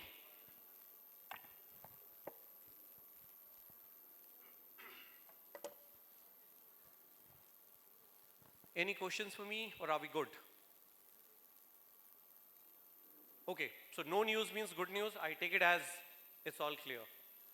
All right, thank you, team, for listening to me with a lot of patience. Thank you so much. Thank you.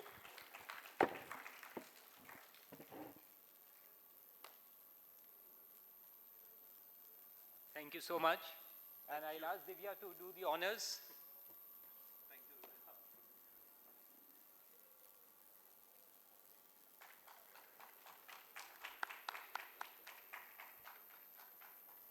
And in the meantime, I'll call our next speaker, Kinney sir, to please come on the stage and deliver your address.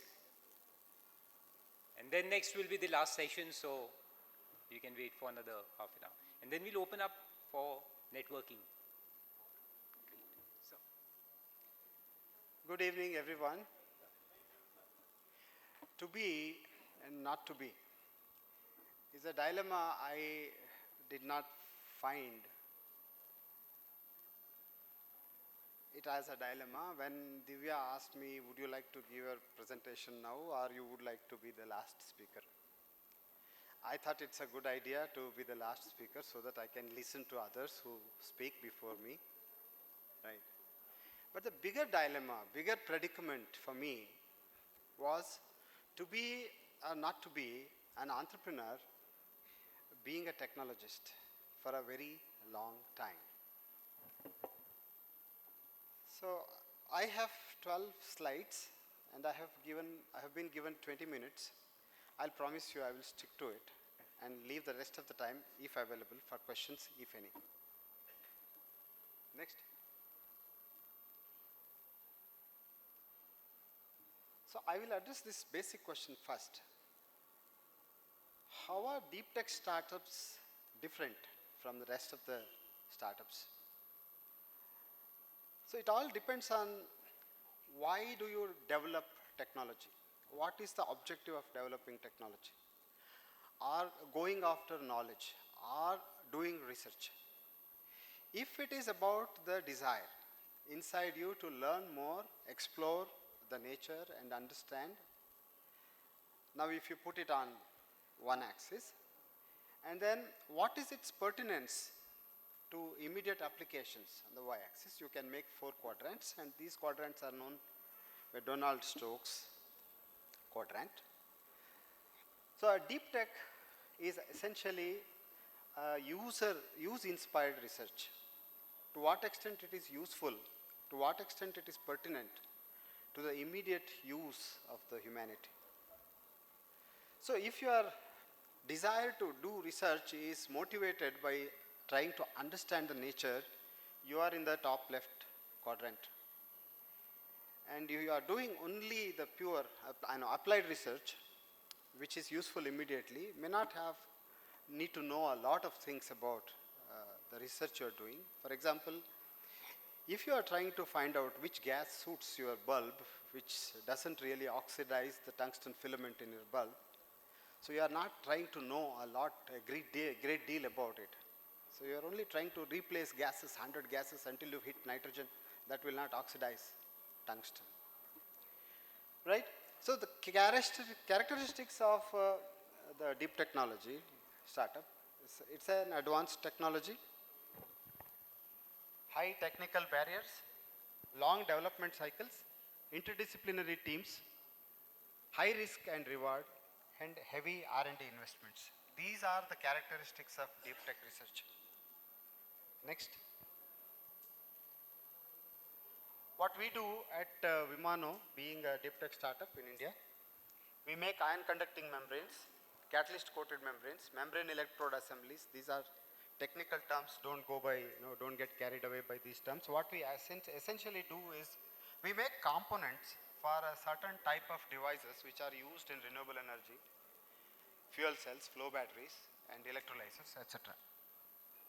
So we started with the membrane. We have test facility there. We have a laboratory in Pina. That is our workplace. This is about 7 kilometers from here. So that is where we work. Next. So here is an example of a technology, deep technology, a solution that was waiting for the market. Today all of us use lithium-ion batteries in our electronic gadgets. But the solution for this actually came as early as in 1974, when a professor in a university came up with titanium sulfide cathode, lithium anode. He identified that lithium can move very fast, and you can have an electrode, you can have an anode and a cathode, and you have a cell that can have very high energy density. The importance of high energy density is that you will be able to use it in your electronic gadgets. Right, then that was not enough, because you had an issue there. Titanium disulfide was difficult to synthesize, it was unstable, it releases hydrogen sulfide gas with water, so it was not possible to build a very stable, good cell.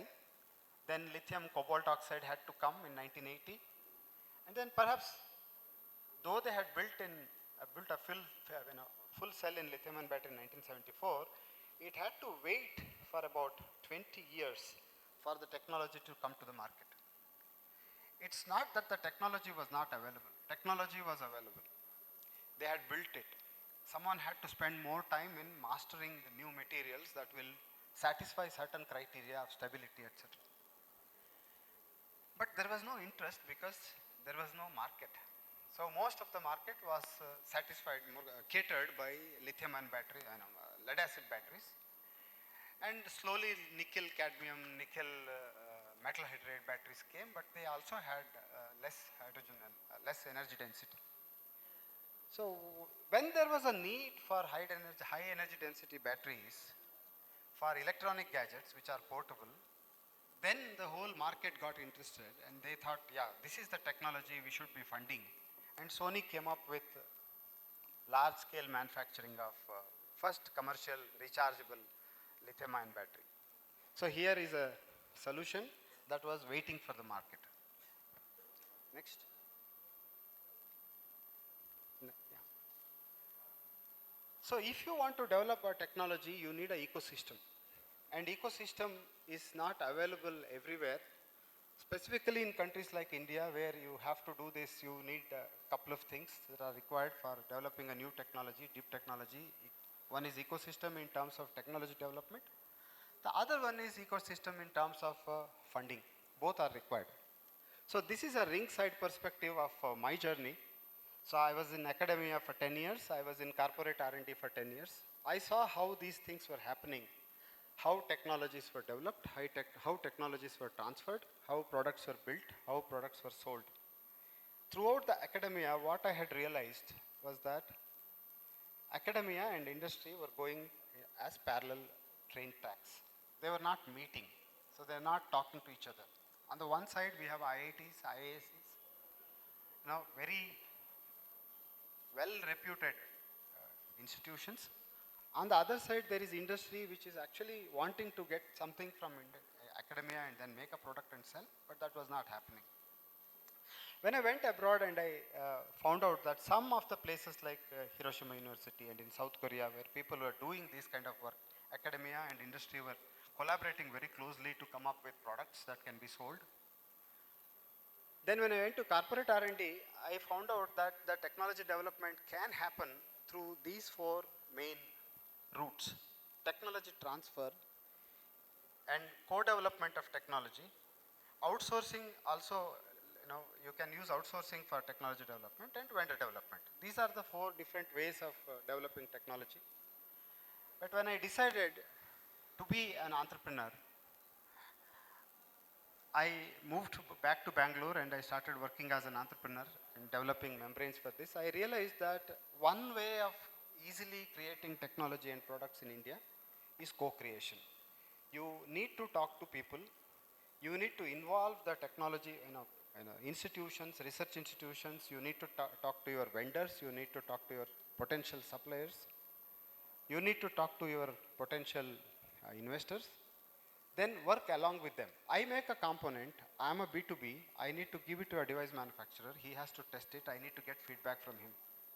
For the technology I have developed, I have to get it validated from him. Next. In the process of developing cutting edge technologies, you need to have TRL, define TRL levels and follow that ladder. And manufacturing readiness levels, you have to follow that ladder. So these are the essential steps. So you can actually use these steps to evaluate where you are in the ladder when you develop a technology. What is your technology readiness level? What is your manufacturing readiness level? Definitions of these are available. So I'm not going into the details of that. Next. For deep technology development, you need continuous R&D. How are we managing? We are collaborating with a lot of institutes across the world and across the country. CSR laboratories, IITs, IAC, private laboratories and local fabricators. We have to often talk to local fabricators. There is a lot of talent available. We can get a lot of things done by them at a very low cost. All this is required for us to develop technology. So continuous interaction and exchange between academia and research institutions is the key for development of technology. Next. See, any emerging technology, if you are developing a product that has to be sold in a market that is emerging, you have a wonderful product, so technologically proven product. It has all the qualities of a great product, but if you want to sell it in a market which is emerging, what do I mean by this? Look at the global stationary energy storage market that is expected to come. So today it is not there. It is going to come after say 5 years, 10 years. I need to wait. Even if I have a product today, I cannot sell it. And energy storage demand itself is going to grow over a period of time for which I am going to cater. So I need to wait. This is one of the biggest challenges we have. So when I have made a component, I cannot sell it to a device manufacturer in India because there are no device manufacturers. Then most of them are abroad, either in Europe and US, so I will have to look for them. This is one of the challenges I have. Next. So looking for a suitable deep tech investor in India is really, really challenging, because what are the qualities we as founders look for in a potential investor? Understanding of the technology. The investor cannot be just a bania who wants to make money, who would like to put money today and he would like to expect, he expects 10x money tomorrow in a year's time. Swiggy, Zomato's, SaaS-based startups, it's very difficult to work with them. So they need to understand and appreciate the technology. Okay, today this product is not there in the market. They are making this product for a market that is going to emerge after 10 years. So then they have to have an appreciation for the technology. Willingness to be, prepared for the long haul. 8 years, 10 years is the kind of time we are looking for returns. Willingness to work with the founders, because often founders know a lot of technology. Deep tech founders are driven by passion to develop technology. So the investors need to work with them. So use their networking to support them and help them. And then appreciation of founders' skills is very important, because often, as one of the earlier speakers said, investors invest in the team. So they need to look at the skill, their track record, history, see what they have achieved in their life. Okay, with this skill, with this track record, with this history, these people will be able to deliver. That is the kind of confidence we expect them to have in us, looking at our track record. Access to like-minded investors network is very important, because there are investors who are investing in startups that is expected to give immediate returns, and there are investors who are looking to invest in companies that are going to give long-term, of course, the exponentially high returns. Domain knowledge of the market is very important. So if there are already people who are working in this field, investors who have invested in these fields, say for example in our case it is power, then it's very easy for them, because they know what is going to be the future market in the power sector. Next. If you look at what is the Indian investment in deep tech startups in the last, say 10 years, 10 years ago this was not a case. I would not have thought of becoming an entrepreneur at 50. Today there is an ecosystem available, there is an environment available, probably that is what has encouraged me to become an entrepreneur today. Look at the investments. So total investment crossed $1 billion only between 21 and 2023. These I am talking about only the deep tech investment. Then you look at number of investments exceeding 5 million over the 3 years of period, because the data is segregated 3 years period. Number of investments has not even crossed 40 investments, which is actually above $50 million. Then what are the different types of investments that are happening? Electronics, materials, biotech and AI. These are the different deep techs where the investment has happened. And number of investments exceeding 5 million, also if you see, it has peaked at around 2022 and then it has decreased. This is the trend. The kind of investment that is happening deep tech is like this. And this is actually nothing compared to what is happening elsewhere, what is happening in US, what is happening in Europe. If you compare, this investment is actually nothing.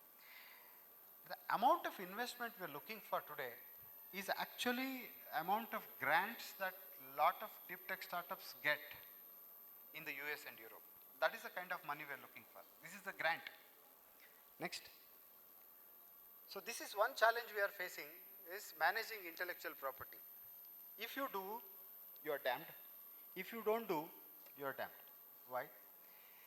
If you do, if you have to do it, you have to invest a lot of money in technology development.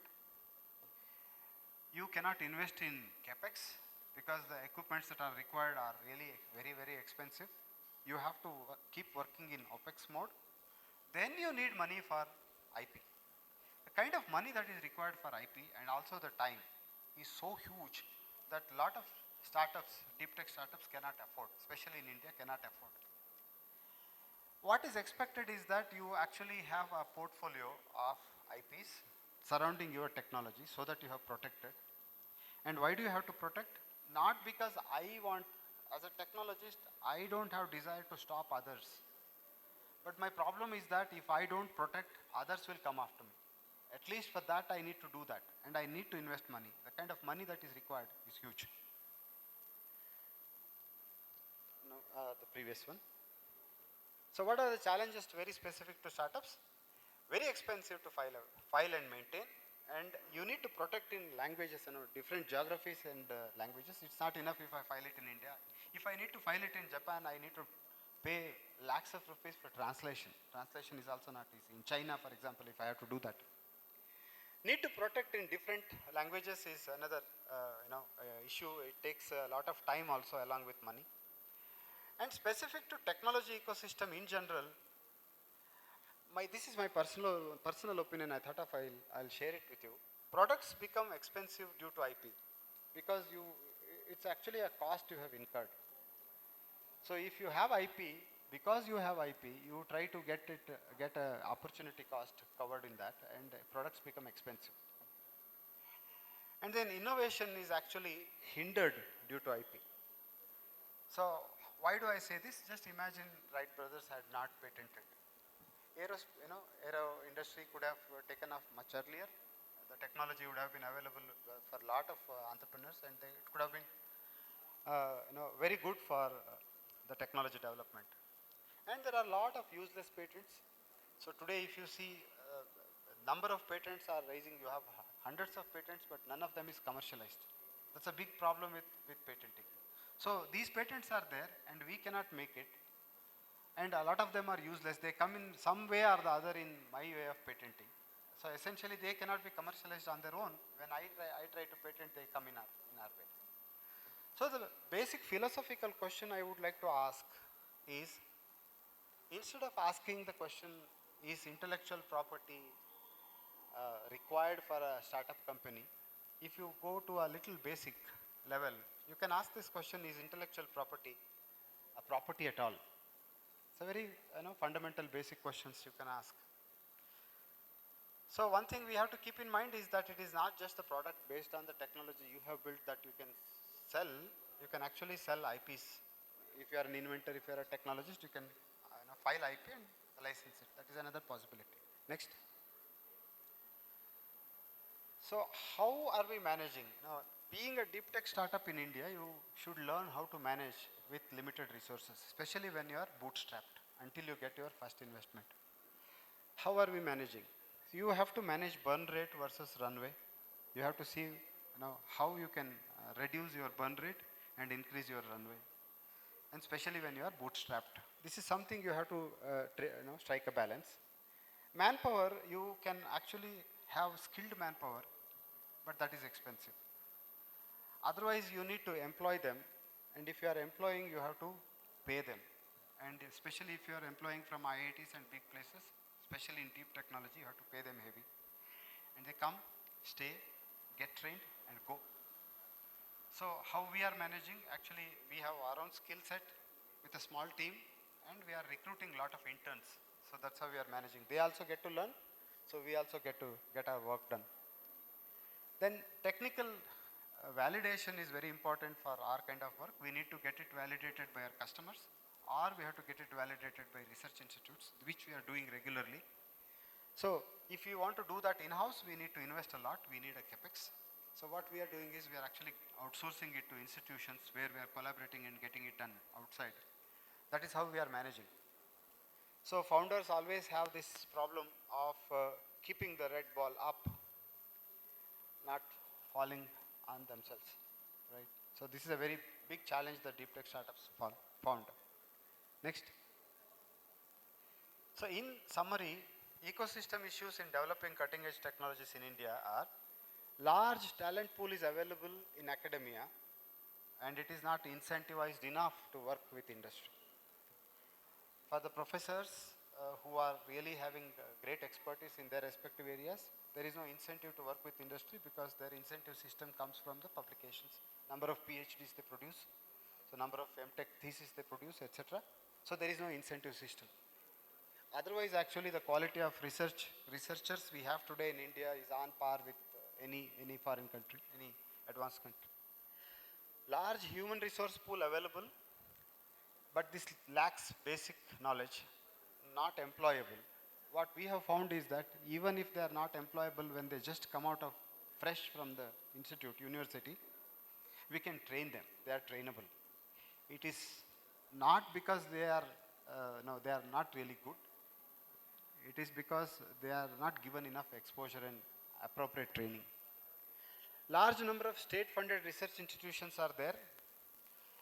The engagement with industry, the kind of rules they have are extremely stringent. Unless they make it relaxed, it is really difficult for startups to work with them. Common infrastructure is non-existent, need to be invested in. Common infrastructure is a lot of capex intensive tools that we need for testing and validation are not available. This needs to be invested, which are, if they are common, actually they can be used by several different startups. Lack of funding, of course, government grants are minimal and inaccessible in India. So very small. We have been successful in getting 2 grants, one from UNIDA and one from Karnataka government, fortunately. But otherwise it is difficult. Private grants are also inaccessible and minimal. There has to be enough grants for us to get going with our technology development. Venture capital is unfamiliar with deep tech, currently minimal, growing at a very slow speed as I have shown in the graph. The market we are catering to are emerging or evolving. So our technology is cutting edge, but since the market is emerging or evolving, we have difficulty in selling. So this is the summary of what I wanted to tell you, share with you, especially with the youngsters. I guess quite a few of them have technology background and training, so they also would like to get into startup. I thought this would be helpful for them. With this, I'll close. Thank you.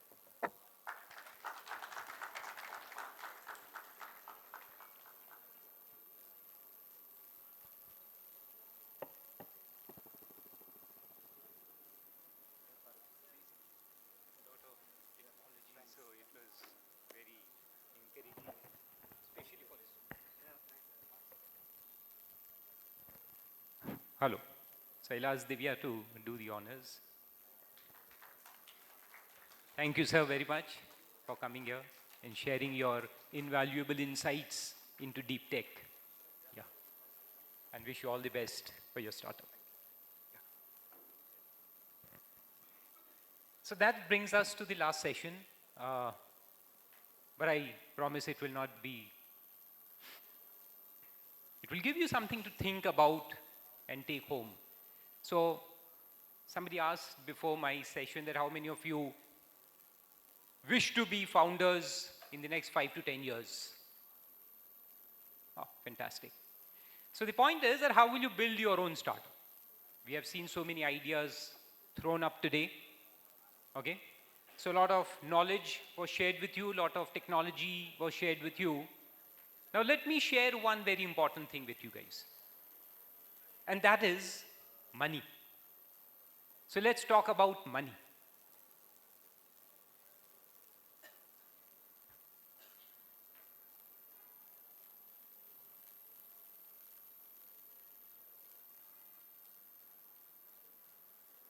Because it's a little bit disturbed because of, I think, the laptop change.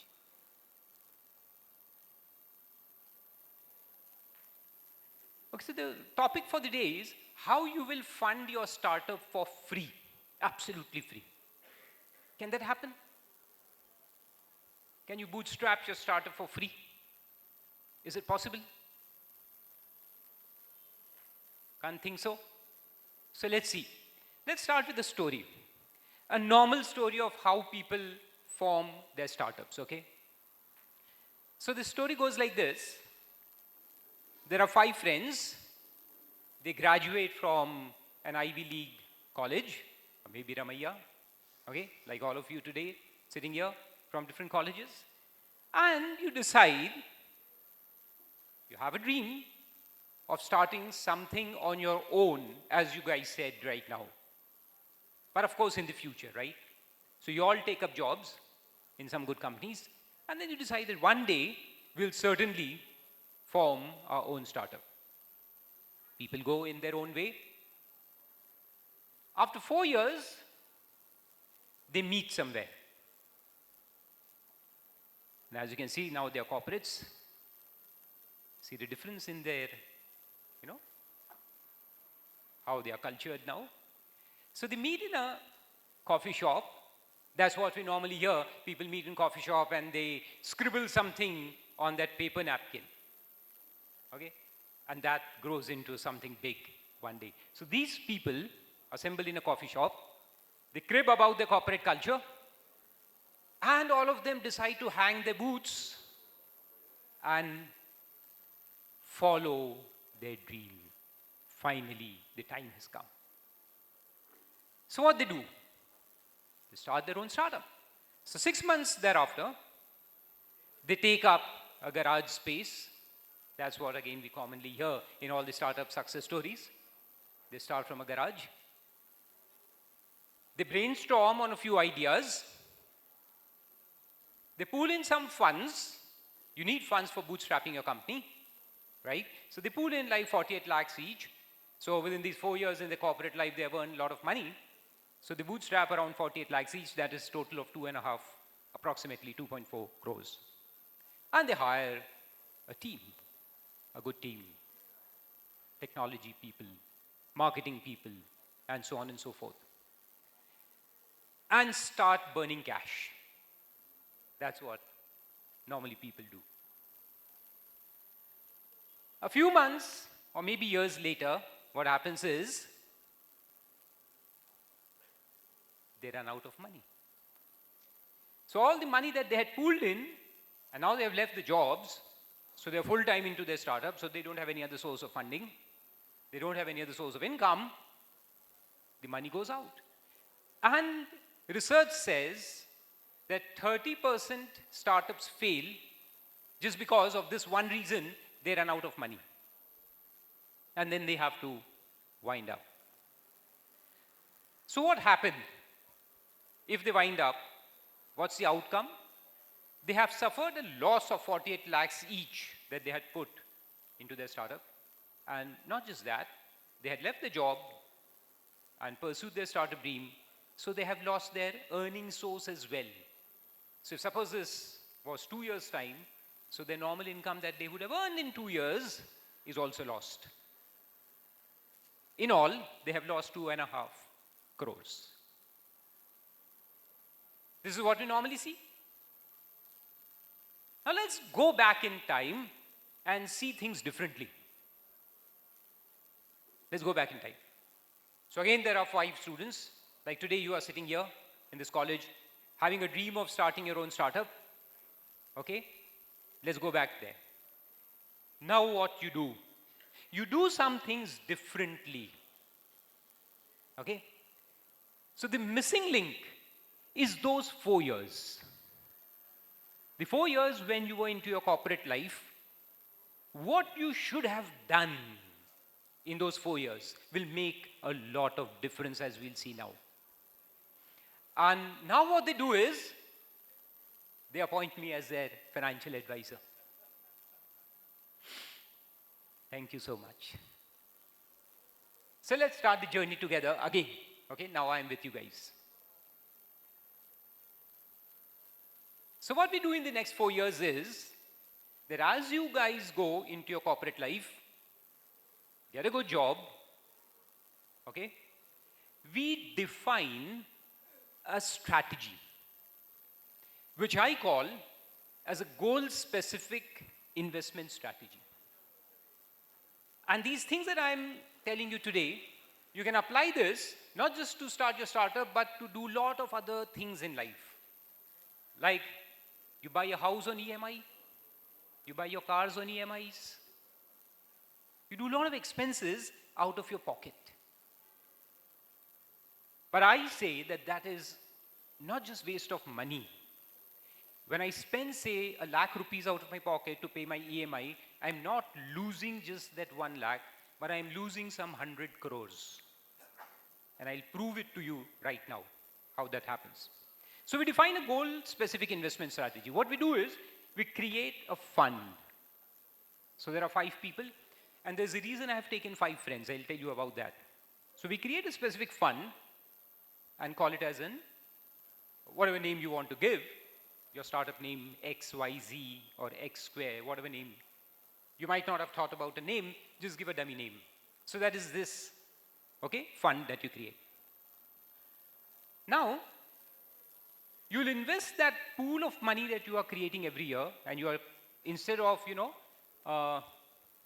putting it directly in your startup, you're putting it in your investment pool. And you will invest that money into stock market, or maybe there are many other asset classes that you can use to invest your funds, which will generate an income of somewhere like 10 to 30% per annum. And since this is the goal of starting a startup, which is a risky affair, even your fund can have a little bit of risk. So you can invest your money in, say, small cap companies, and you can easily generate around 25 to 30% per annum. After 4 years, when your money has grown, we'll withdraw some part of that money and put in your startup.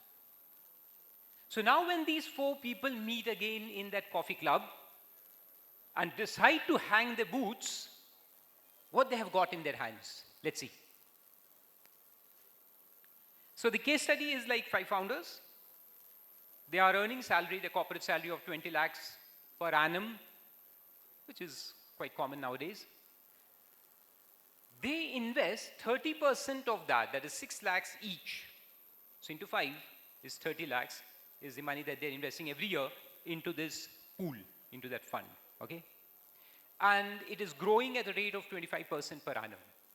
And I can show how that can happen.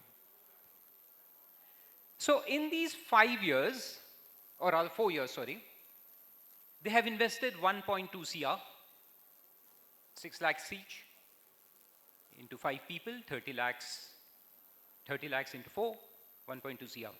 And you have got a growth of 75 lakhs on that. So your money is now growing. And this is what we call as the power of compounding. So I'll take a brief break here and tell you about power of compounding if you don't know. Mostly engineering students, they don't understand this. This is a very important thing to understand. You do hard work to earn money, right? How much hard work can you do? More and more. Can you compound your hard work? It's not possible. So your hard work gives you money to a certain extent. But your money can generate more money exponentially without you doing anything. That's called as the power of compounding. So let's take a simple example that if you're investing at 25% per annum rate of return, your money will double. So your 1 rupee will become 2 rupees in around 2.8 years. Your money becomes double in 2.8 years. Okay? So 1 becomes 2 in 2.8 years. Now in next 2.5 years, that 2 will become 4. In next 2.5 years, that 4 will become 8. So that is exponential growth. It's not like 1, 2, and 2, 3, and 3 becomes 4. No. 2 becomes 4, 4 becomes 8, 8 becomes 16, 16 becomes 32. That's compounding. So now you have generated this pool. Now what you do is, that these are those 4 years, sorry. You invest 30 lakhs in each of these years. Your growth is, this is income that is generated is 4 lakhs, 12 lakhs, 23 lakhs, and 36 lakhs each. And you're not withdrawing any single money, any single rupee from that. So your pool is growing. Now from the 5th year, you will not leave your jobs. Now there's one strategy, again, as Kinney sir was also saying, and a lot of other speakers have spoken before that. Don't lose your regular income. Don't sacrifice that. So in these first 4 years, what you would do is do your market research, do your planning, do your ideation, your strategy building, okay? Do that thing. Build up an MVP. And why the 5 founders that I have taken? Why 5? Why not 3? Why not 2? You need 5. There are 5 very important key areas of business that you must understand. So it is not just about you being a technologist, you think about technology. It's not like that. Startup is a business. And business needs a lot of things. So one is technology, of course. One is the marketing. If you can't market it to people, if you can't sell it, even a good product is useless, right? So you need marketing team. You need a finance guy who knows, understands about the numbers. So you need, and one domain expert. So 5 people is what you need in a team. And why founders? You would say, okay, let's hire them. But if you hire them, then as Kinisa was saying, you have to pay them. That becomes a difficult thing. How will you bring the money to pay? If you pay, you are losing out of your pocket. Being founders, they are the best people and they come for free because it's their company. They have the equity. So all these 5 people are not drawing any salary. They are working for free, part-time, apart from their corporate jobs. And in the 5th year, they continue to do so. Okay? But now, they start building their team as well. They start spending money also on marketing, maybe team, something else. So this year, they withdraw 45 lakh rupees from this fund and spend it on their startup. Okay? But at the same time, they also invest the next 30 lakhs. And this goes on up till 8 years.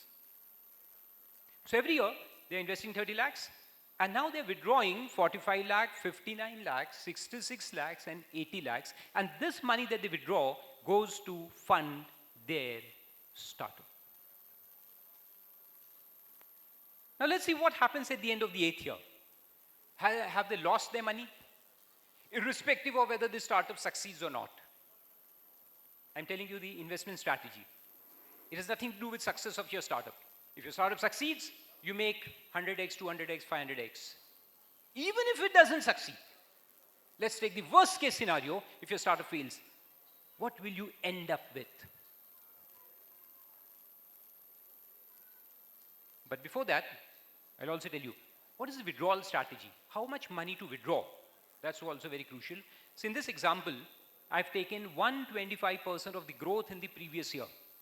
So this 45 is 125% of 36. Okay? If you do this, you cannot withdraw the whole money, okay? Then you lose the compounding effect. So as the saying goes, you cannot kill the golden goose. Let it lay the eggs. We'll play on the eggs. Okay? So total you have invested 2.4 crores. Your growth is 2.95 CR. Out of this 2.95, you have withdrawn 2.5. So your principal amount that you have invested stays intact. The 2.4 stays intact, plus another 45 lakhs of income also remains in the fund. Now suppose the startup fails, and I think 4 years is enough to know that your startup is not working, and they decide to shut down the business, they can still withdraw their original investment. Everyone gets back their capital, plus some part of the profits as well. So who has funded the startup then? Who has funded the startup? The income that you have generated has funded your startup, not your capital. Now tell me, people say investing in startup is a big risk. What we have done is taken out the risk. There is no risk. You have not lost a single rupee of your capital. So let's understand the logic behind it, how this happens. So these are the first 4 years. These are the next 4 years. You are again investing the money. So this is your original investment. This is the income, the compounding effect that has generated. Okay? Now, if suppose you don't start the startup, then what will happen? In the 8th year, you will have 6.7 crores. Now just imagine, your investment is what? 2.4 crores in 8 years. That 2.8 has gone up to 6.7 CR. You can distribute that money, be happy. But you don't do that. You decide to Start your own startup, right? So your contribution is 2.5 crores, 2.4, and your total capital value now, the fund value is 6.7. But you decide to start your own startup. So this is the amount that you are withdrawing. Okay? In total, that amount you have withdrawn is 2.5 CR. But now you can understand the point, the logic. Which amount you are withdrawing? It is not the original amount that you have invested. What you are withdrawing is from the income that you have generated. Right? So even after withdrawing that 2.5 CR, okay, so what is that black then?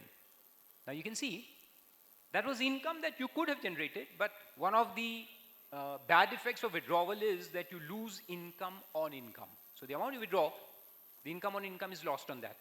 So the black that you will see is the loss, or we can say the notional loss that you have suffered. And in finance, the notional loss is a very important thing. Okay? And that loss of compounding is 1.35 CR. So you have lost that money because you have withdrawn this money to fund your startup. Fine, no problem with that. You are still left with a growth of 45 lakhs. So that income is still there in the fund. Now you decide. If your startup is successful, continue. So by the end of the 4th year, your bootstrapping should actually end. Then you should get funding. The fund that you get, you raise, will then take the startup further. You cannot invest your own money. So if you've reached that level, you can take angel funding, you can take VC funding and run your startup. If not, you can still shut down, take back your money. Now if we do a comparative analysis of the first case scenario and the second case scenario. First case where after 4 years you just invest your money in startup and do something. And in the second case, where you create a pool of investment, create income on income, and then invest that income into your startup. What's going to happen? So in the first case scenario, if you lose everything, if your startup fails, you have lost 2.5 CR. Even if it succeeds, you have still lost 2.4 CR from your pocket. The money has gone out, cash flow we were talking about. So there's a cash outflow of 2.4 CR. Okay? In the second case, you have invested 2.4, you have generated an income of 2.85, so you are still left with 2.85 in your hands. If take both the cases, start with successful, you still do have 2.85 apart from the success of the startup. If it goes wrong, you still have 2.85. So what is the difference between the two? The difference is 5.25 CR in this example. So the advantage of going for the second option is 5.25 CR.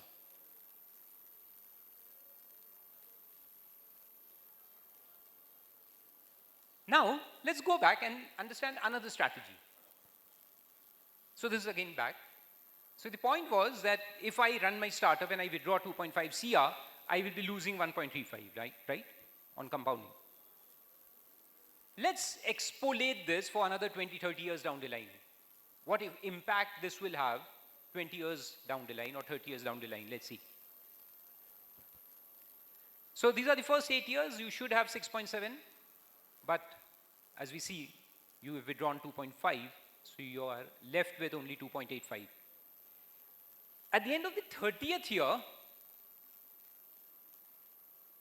if you would not have withdrawn the money for doing your startup, now why I'm telling you, I'll tell you later on, okay?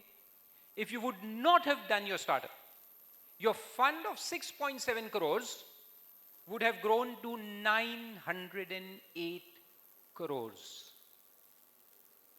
With no further investments, you have invested only 6 lakhs each for 8 years. That's it. Can you invest 3 lakh rupees an annum for 8 years? Anyone can invest, right? It's a simple figure. At the 30th year, that amount would have grown to 908 CR. And if we do it for another 10 years, That's by the end of the 40th year. You know how much that amount would be? 8,452 crores. So now what is the question that I'm going to ask you? Is it worth doing your startup? Right?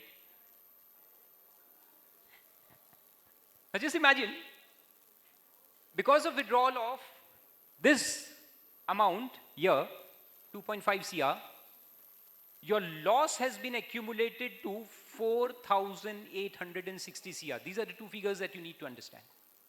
So there's another decision-making point. Should you do your startup? Or should you be happy with your corporate life? If you don't love your corporate life, you can leave your corporate life, but do investments, as I tell you, and you will generate this money over the years. That's the basic difference between, I am not classifying any people like middle class and upper class or something, but the normal people and the wealthy people. You have to understand how to create wealth.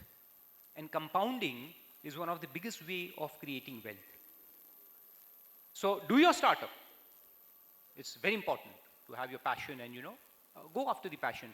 But at least don't put your pocket money into your startup. Okay? Still, you can see this 45 lakhs that was left here will still grow. So this is total amount that you have, 2.85 CR here. If you keep it like that for another few years, by the end of the 40th year, that money will also grow into 3,592 crores. So you have pursued your startup dream. Even if it fails, still fine. Keep that money invested. That will also grow. So guys, and you see the X factor. We say this, why people invest in startup? Because you get 100x valuation, you get 50x valuation, correct? So even without a startup, you can generate this X factor, the multiplying factor, which is very crucial to understand. So when you sit down and you want to decide whether you want to invest in startup or not, look at these figures. What will happen if I do invest? What will happen if I don't invest? I continue my investments in the maybe a small cap mutual fund. Relax, enjoy life, go on vacations every month, and you can live your whole life, happily. But then also decide that if you're investing in startup, what kind of returns you should get to at least compensate this loss. So when we say that, okay, I am investing 5 crores in my startup, even if I get 5 crores, that's fine. No. See the compounding effect.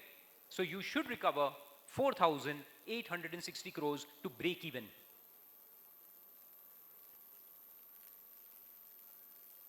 So the lessons are that goal-specific investment strategy is very, very crucial. You might have heard a lot of these financial webinars and seminars and all. So people talk about savings. Okay? People talk about, okay, if I have 1 lakh rupees of salary, I'll first incur all the expenses, then I'll pay my EMIs, and after paying the EMIs, then I will save something, I'll put in the mutual funds or somewhere. That's a very wrong strategy. I've got a different strategy. Never pay any EMIs from your pocket.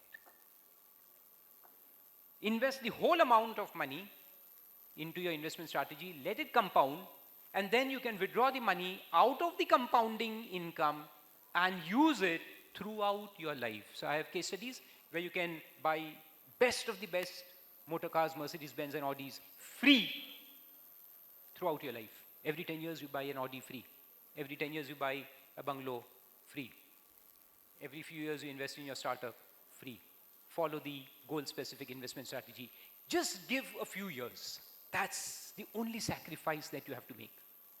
So if you're thinking of buying a house, if you're thinking of buying a car, if you're thinking of investing in your startup, give me 4 years. And the rest, 30 years, 40 years, you will get tremendous growth, tremendous value appreciation.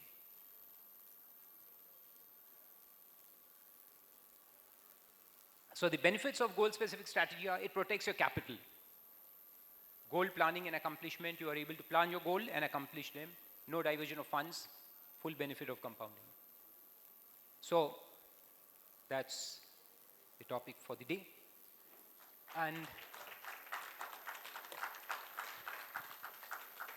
so there are many other strategies that you can employ. Another strategy, but of course, today's topic was bootstrapping. Otherwise, there are a lot of hedging strategies, like you start your own startup as well as invest in other startups at the same time. Not put all your money in your own startup. Put some money in your startup, some money in other startups. So even if something fails, something will succeed. And you will at least get back your capital and growth as well.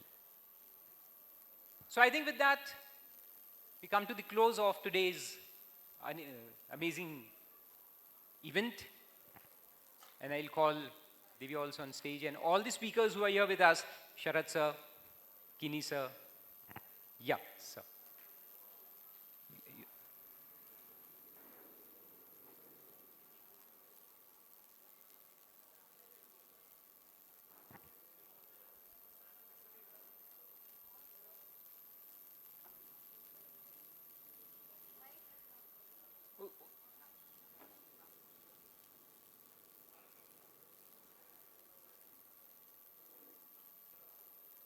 See, when you said 20 lakhs, actually, unless I assume that it is take home, government is taking away 6 lakhs income tax.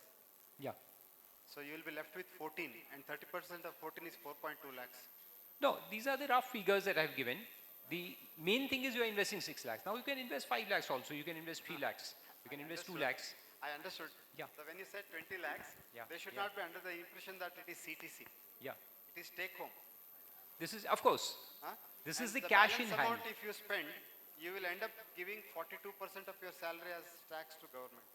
Yeah. 6 lakhs is taken away by government even before it Absolutely. hits your account. Absolutely. Yeah.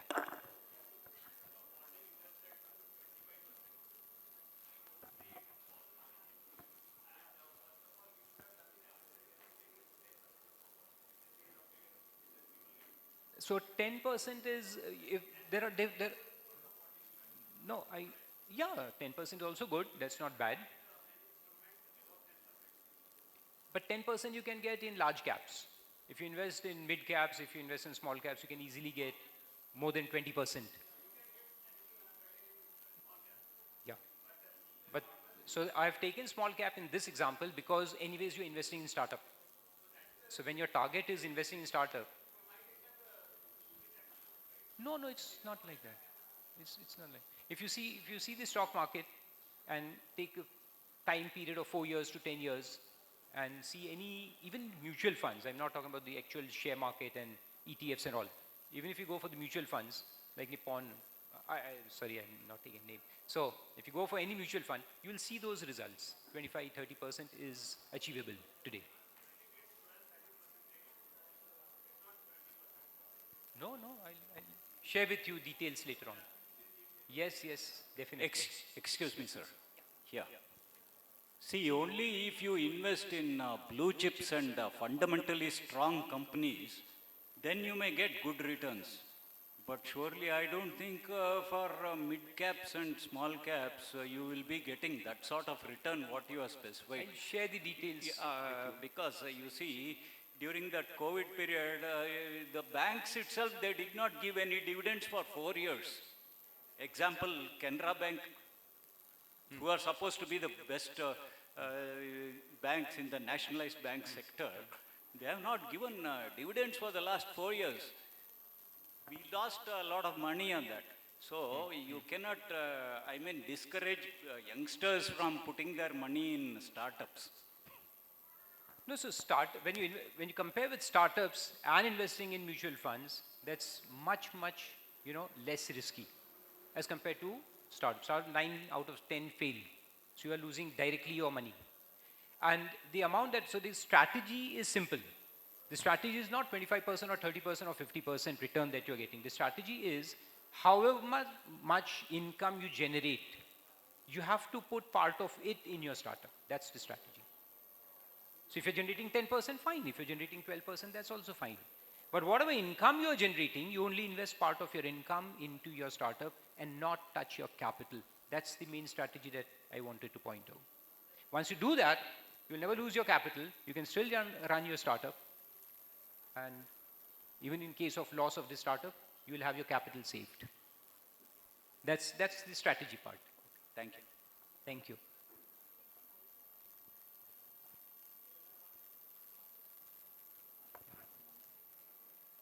So, I'll invite all the speakers here. And Rajiv sir also can join us. Abhishek, Kini sir, Divya.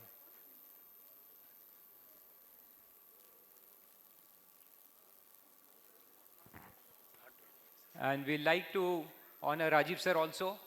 He has been a great support and mobilized all the resources here which helped us to organize this event. So, a token of appreciation for you. Yeah. And I also call all the volunteers to join us here. All the volunteers who work very hard.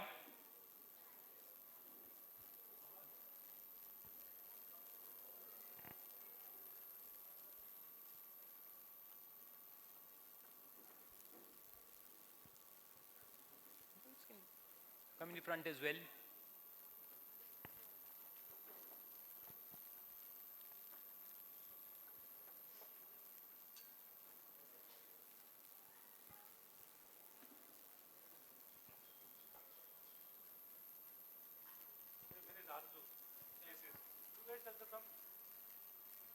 Yes, yes.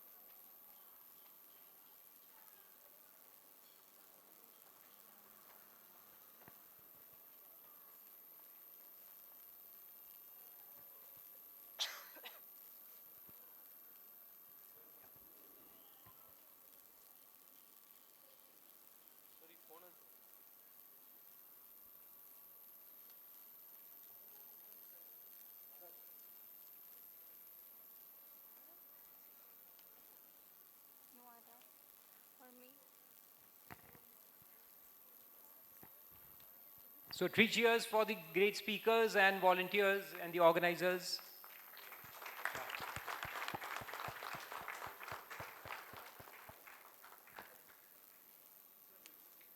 Yeah. Bilkul. You're sitting, we want Yeah. Kneel down.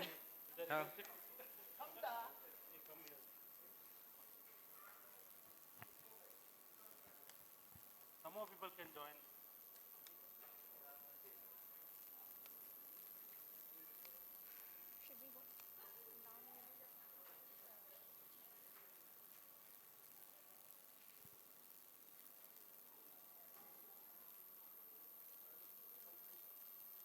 आगे जाना, तू आगे से lead करना है. Don't try, okay, event is over. He's trying, the event is over.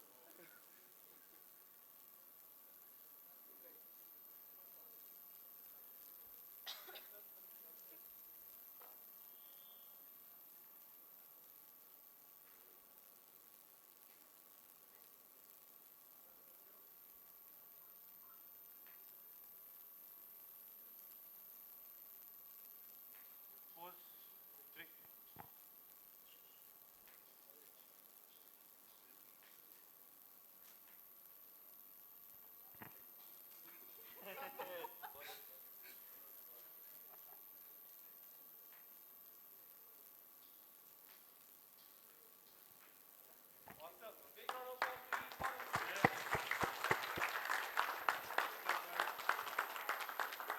And thanks to all the audience who have been seated for so long, enjoyed the program, and we wish to continue this for the whole year.